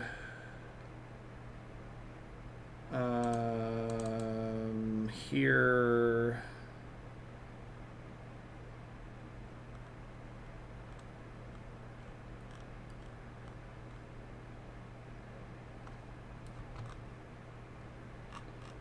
Yeah, see, like, I don't even have all of the photos there. That's disturbing. Let me see if I have... Yeah, here we go. Let me kill that, and then we'll open this. No, we'll open this. Fine, I'll move you over there. Alright. So this is a big old lectern. This would have been what would have been in the front of a Christian church. And this particular lectern is really big and really important because that was the original lectern from a big fancy church called Hagia Sophia, which for a long time was the largest human enclosed space on Earth. And retained that title all the way up until we started building modern domes like the Superdome or the Astrodome, stuff like that. So this is the pulpit / lectern of Hagia Sophia.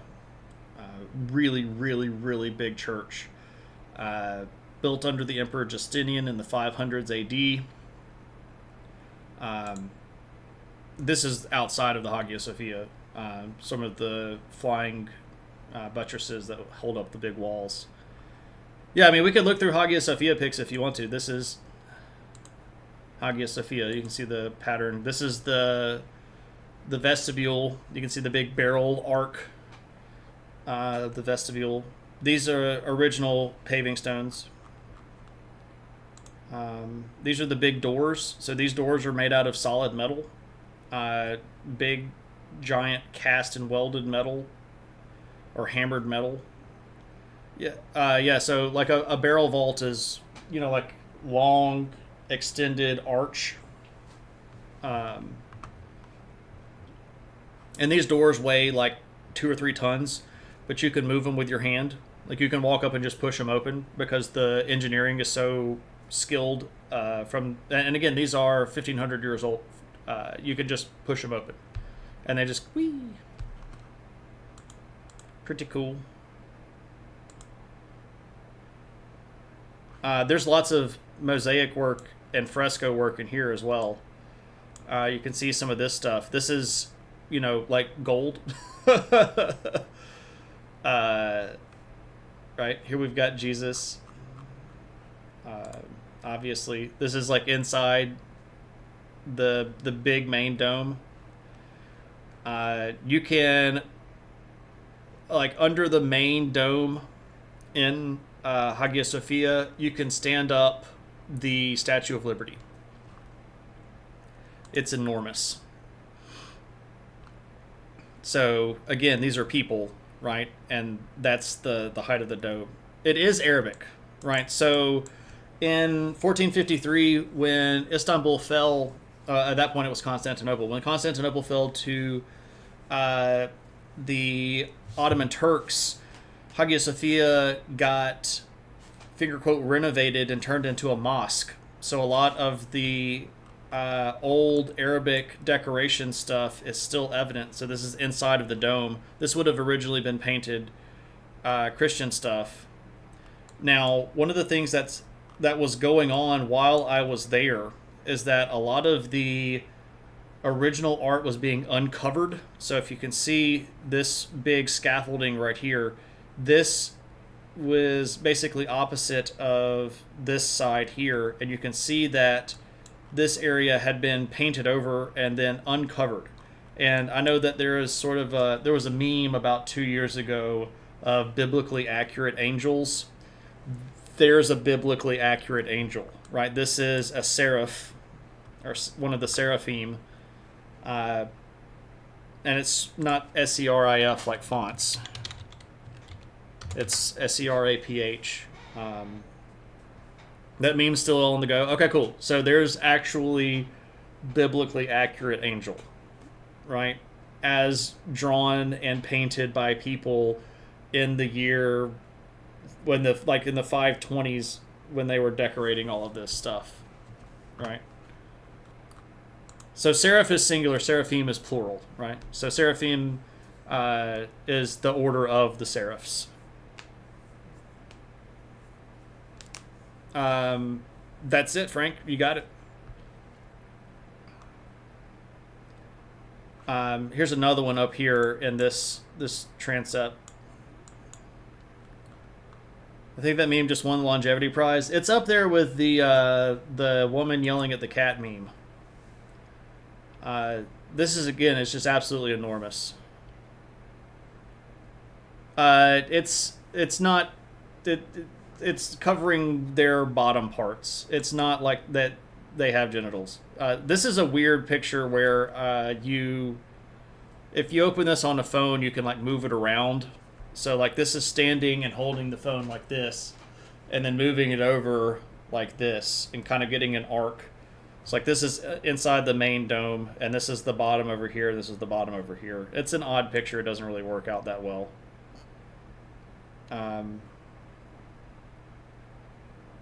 Is there a cherubim or a throne depicted? Oh yeah, there are thrones all over the place. Listening to this while you make some treats for your squirrels. Interesting, but had to run over with a sticky hands to see the ancient biblically accurate seraph. Oh, that's cool, Casey. If you all... Let's do some shout-outs. Casey Snow Art streamed before and is back at streaming again. You should go give Casey a follow. Really cool to hang out with. Very chill vibes. Does a lot of illustration kind of stuff.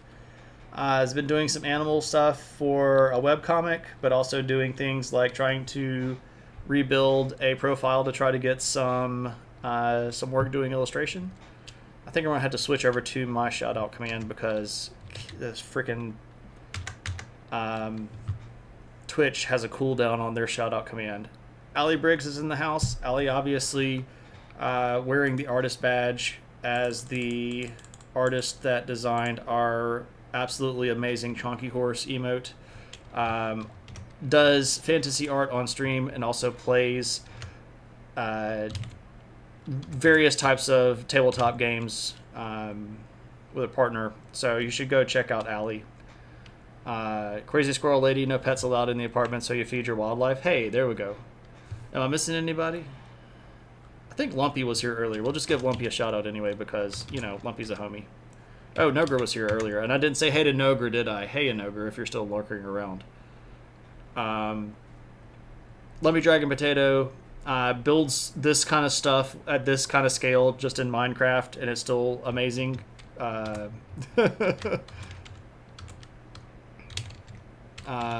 Nogre's in the room. Nogur Zero is a philosopher that reads philosophy papers on stream and breaks them down for people to understand. So if you're interested in philosophy and you don't really know how to get involved with philosophy, you go hang out with Nogur and he'll break it down with you.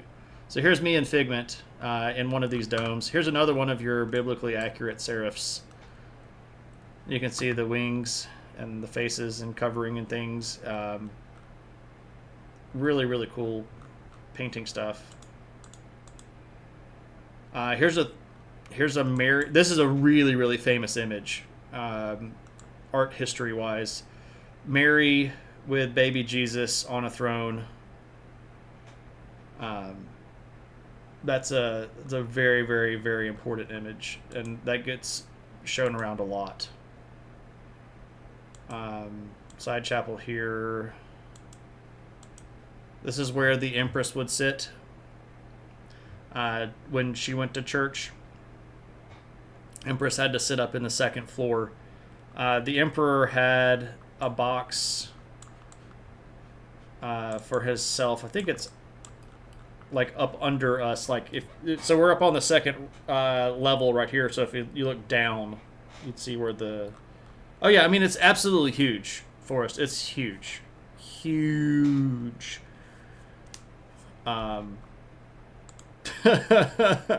You never know, Casey. Philosophy is cooler than people think that it is.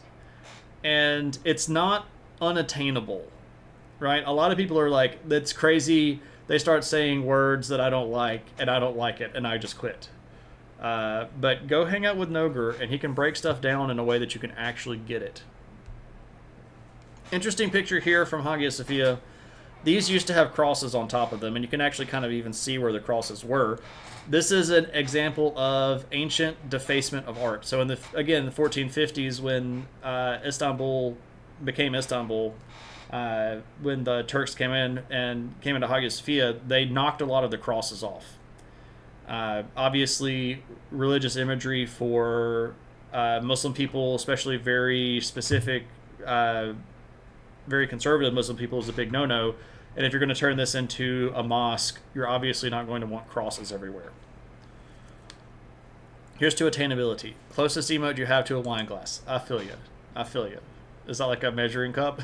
I dig it. Really cool marble chancel screen kind of stuff here. This was my profile. I think this might still be my profile pic on Facebook. Here's the Viking stuff. I know, like earlier in the year, we were doing a stream about Vikings, and somebody mentioned Viking graffiti. So this was done by the Byzantines became very close with a group of Vikings called Varangians, and they got down here in the 900s and 1100s, or 900s, 1000s, 1100s, and scratched this into the banister of Hagia Sophia, and it basically just says like Halfdan was here. Big important image here of Jesus. This gets put on a lot of books of Byzantine history. This is looking out to the Blue Mosque. So the Blue Mosque is one of the bigger mosques in the world. Not the biggest, but one of the biggest. Yep.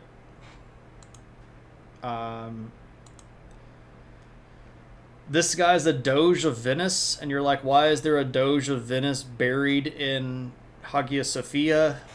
Mostly because of the Fourth Crusade. So this is the tomb of Enricus Dandolo, who was the Doge of Venice that managed to get over here, and yeah. If you have read... Oh, which one is it? One of the Dan Brown books. I think it's maybe Inferno. Yeah, I think it's Inferno. If you've read the Dan Brown book Inferno, this particular tomb plays a role in the finding out of the stuff, but it's bullcrap. Because in the book it talks about hearing water running behind the wall of the tomb of Dondolo. And this is what leads them down to the cistern that's under Hagia Sophia. But the kicker here is there's no water running behind this tomb because it's on the second floor. You can't hear water running behind this tomb. So Dan Brown pulled a fast one on people that hadn't never been to Hagia Sophia and didn't know that the tomb wasn't on the first floor. Right? The Doge, indeed. They tell you it said Halfdan was here because they don't want the blowback. It actually just says the game. Here we see Byzantine Emperor donating money to Jesus. This is great medieval / early medieval art where our babies are just little people, right? So here's Jesus, but he's just a little dude. Right? He's just a little human. He just happens to be smaller, right? So there you go, John the Second Komnenos. Lots of cool gold and mosaic stuff going on here.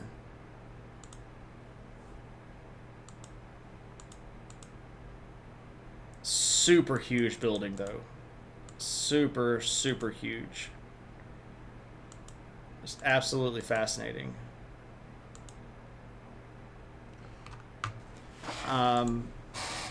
Babies used to be cooler. How long did it take to build this? Yeah, we know. But it was under the reign of Justinian. So Justinian was the emperor at the time. I think it took about 25 years to build the external part. And obviously they were working on the inside for much, much, much longer. Like the big golden stuff that we just looked at was John Komnenos, who's like, he's emperor in the 900s, 1000s range, right?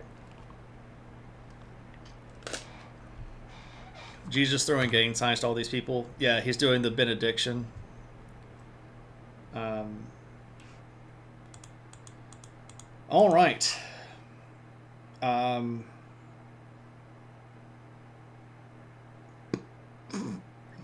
Okay, I have this... I have a weird tendency of taking pictures of odd things that make me giggle. And one of the things that I giggle at a lot are poorly translated warnings. Like if you see a sign that's like, "Hey, you got to be careful right here. Be real careful."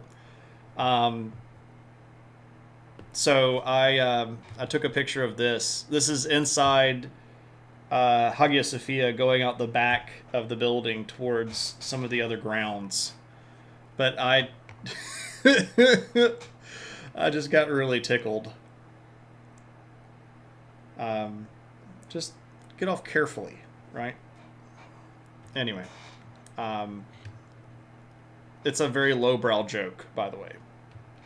Carefully. Here's another one. I just thought it was funny because, like, these people are obviously falling. Please beware of the steps.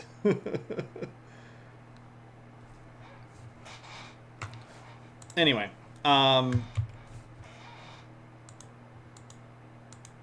so, I mean, I've got a bajillion more,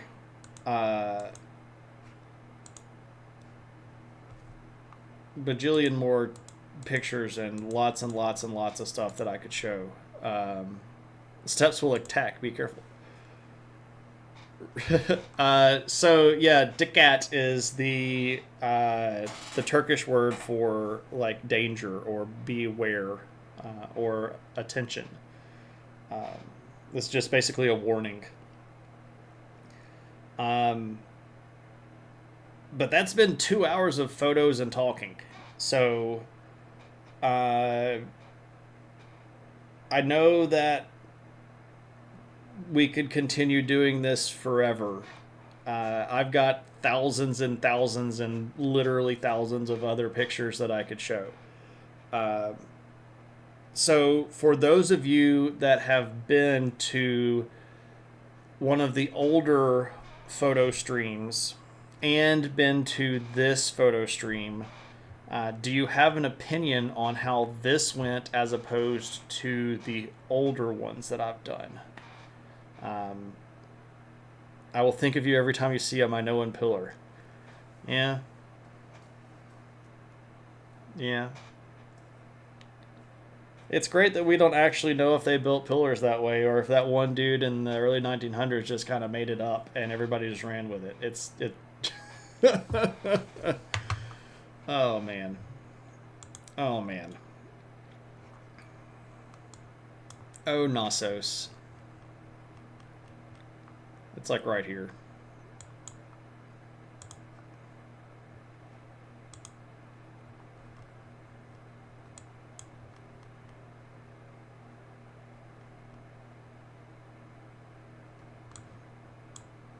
It's right around here somewhere.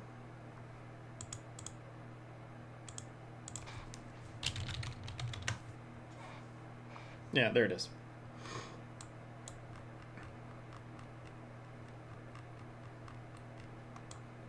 And it's super touristy. Like this whole region, like oh my gosh, this whole street front right here is nothing but tchotchke shops. And it's every like, buy yourself a Minoan dancer, buy yourself a t-shirt. Here's the gigantic parking lot. All this street right here is just, do you want to buy yourself a Knossos thing? Do you want to buy yourself a Knossos thing? And what's really frustrating is that this is the site extent that you can get to go to, but the ancient city continues like all over the place. Like you can see stuff over here and stuff over here, and you can't get to any of that. You can only get to the big thing that they want you to go through. That's the hyper crazy weird stuff that they made up, basically. Crete is really cool overall. If I ever go back, I won't go back to Knossos. I'll go to Malia. This city is amazing. Oh my gosh, that's some of the best seafood in my life at this city. And there's a big ancient Minoan city here too. That ancient Malia.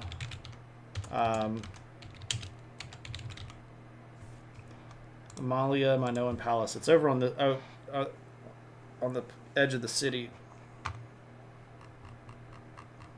Yeah, and this is like actual ancient stuff where you can actually go see ancient stuff. It's really cool.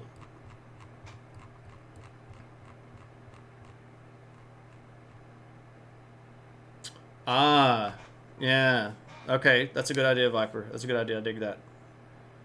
You like the obscure locations that there wasn't too much to say about other than mystery/intrigue. There aren't too many places like Gurga. That's really unfortunate. Like I'll never be able to match Gurga again. Like Gurga's just that weird. I'll never be able to show you another site that we know so little about. Our anchor stones from there. I'm not sure exactly what you're talking about, anchor stones. I mean, anchor stones are all over the place in the ancient world. But I don't think that there have been any found at Gurga. It's way far away from the coastline. I like to think he was a...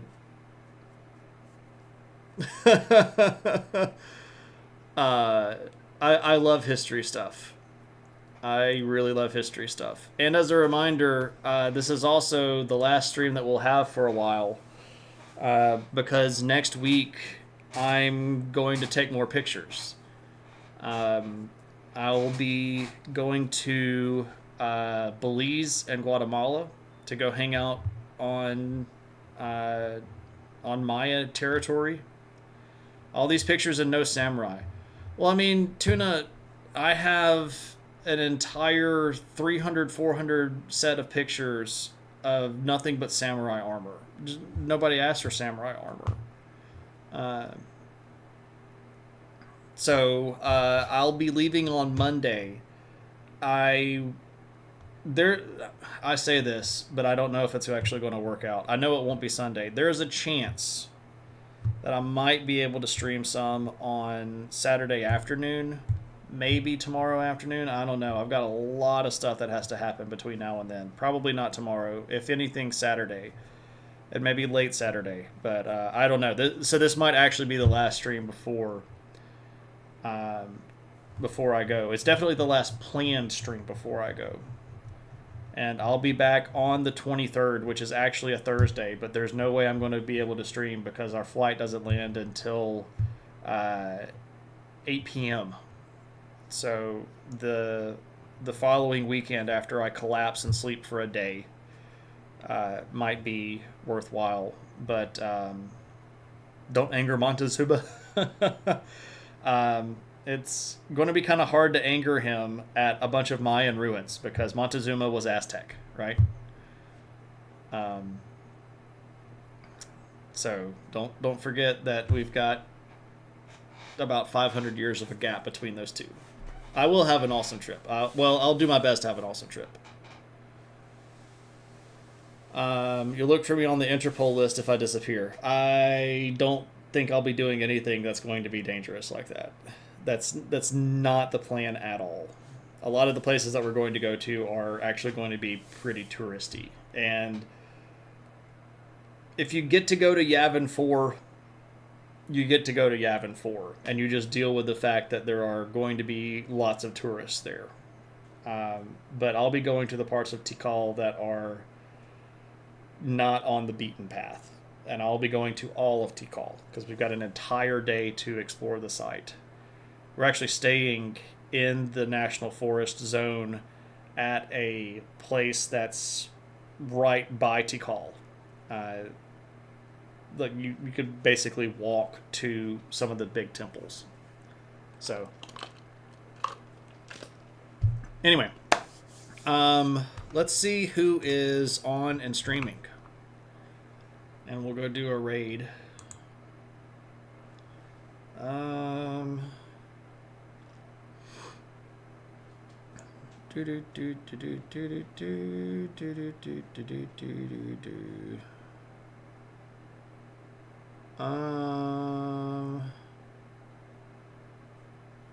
There are good people to stream or to raid. I just don't know who should raid.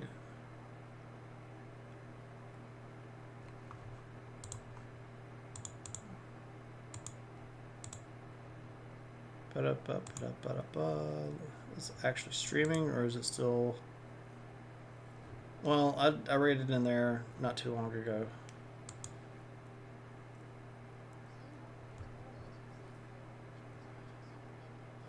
Well, this is a history kind of game. Let's go raid Professor Ashley. Professor Ashley is a sociologist that got into teaching and then ended up getting into teaching computer code.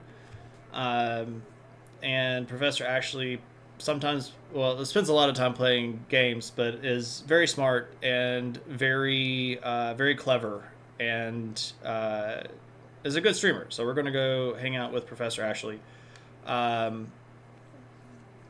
Yell adventure when we arrive in the chat and share any of the emotes that you might want to. As always, well, you mean you could be smart and you can be clever, but not everybody's smart and clever, right? Let me make sure that I say thanks to people. Thanks to everybody that is subscribing. You can see their beautiful subscription badges in chat. Thanks to everybody that is supporting me through other means. You can see Patreon and Books command there if you want to send me a book or if you'd like to support the stream without giving money to Jeff Bezos. The only Patreon thing is literally called the other subscription, and it's like $5 just like one of those is. But I will see everybody around and keep an eyeball on the Discord for updates for my trip. But until next time, everybody, take it easy.